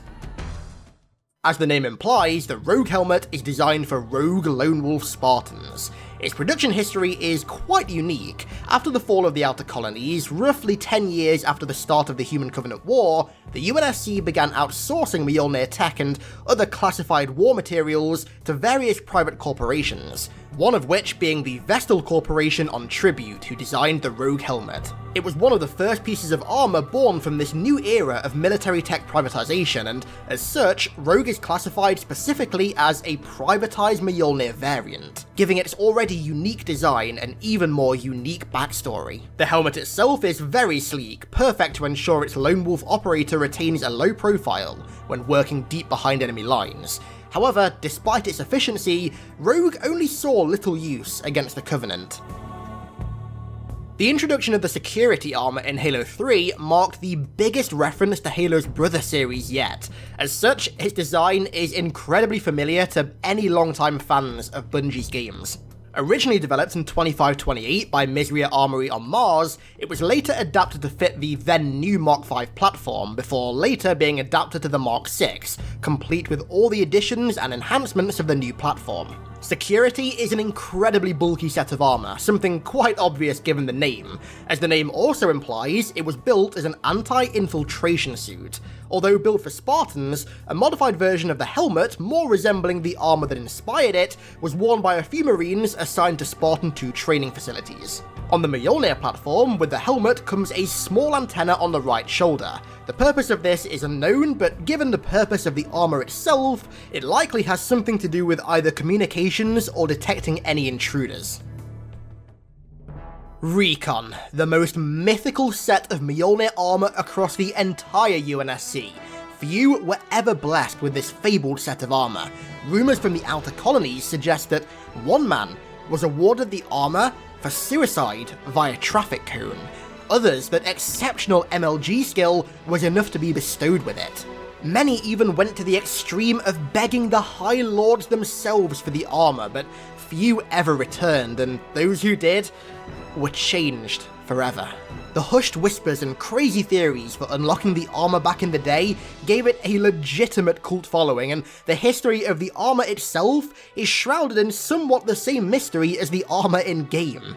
The Recon armor was developed by Misria Armory on Mars in parallel with the Scout armor, and was designed to provide the user with exceptional stealth, but without any of the penalties to endurance. This was accomplished by reducing its thermal infrared signature, radiation emission, and by limiting the amount of reflective surfaces. Halo 3's Recon armor will go down in gaming history as one of the biggest mysteries ever included in a game.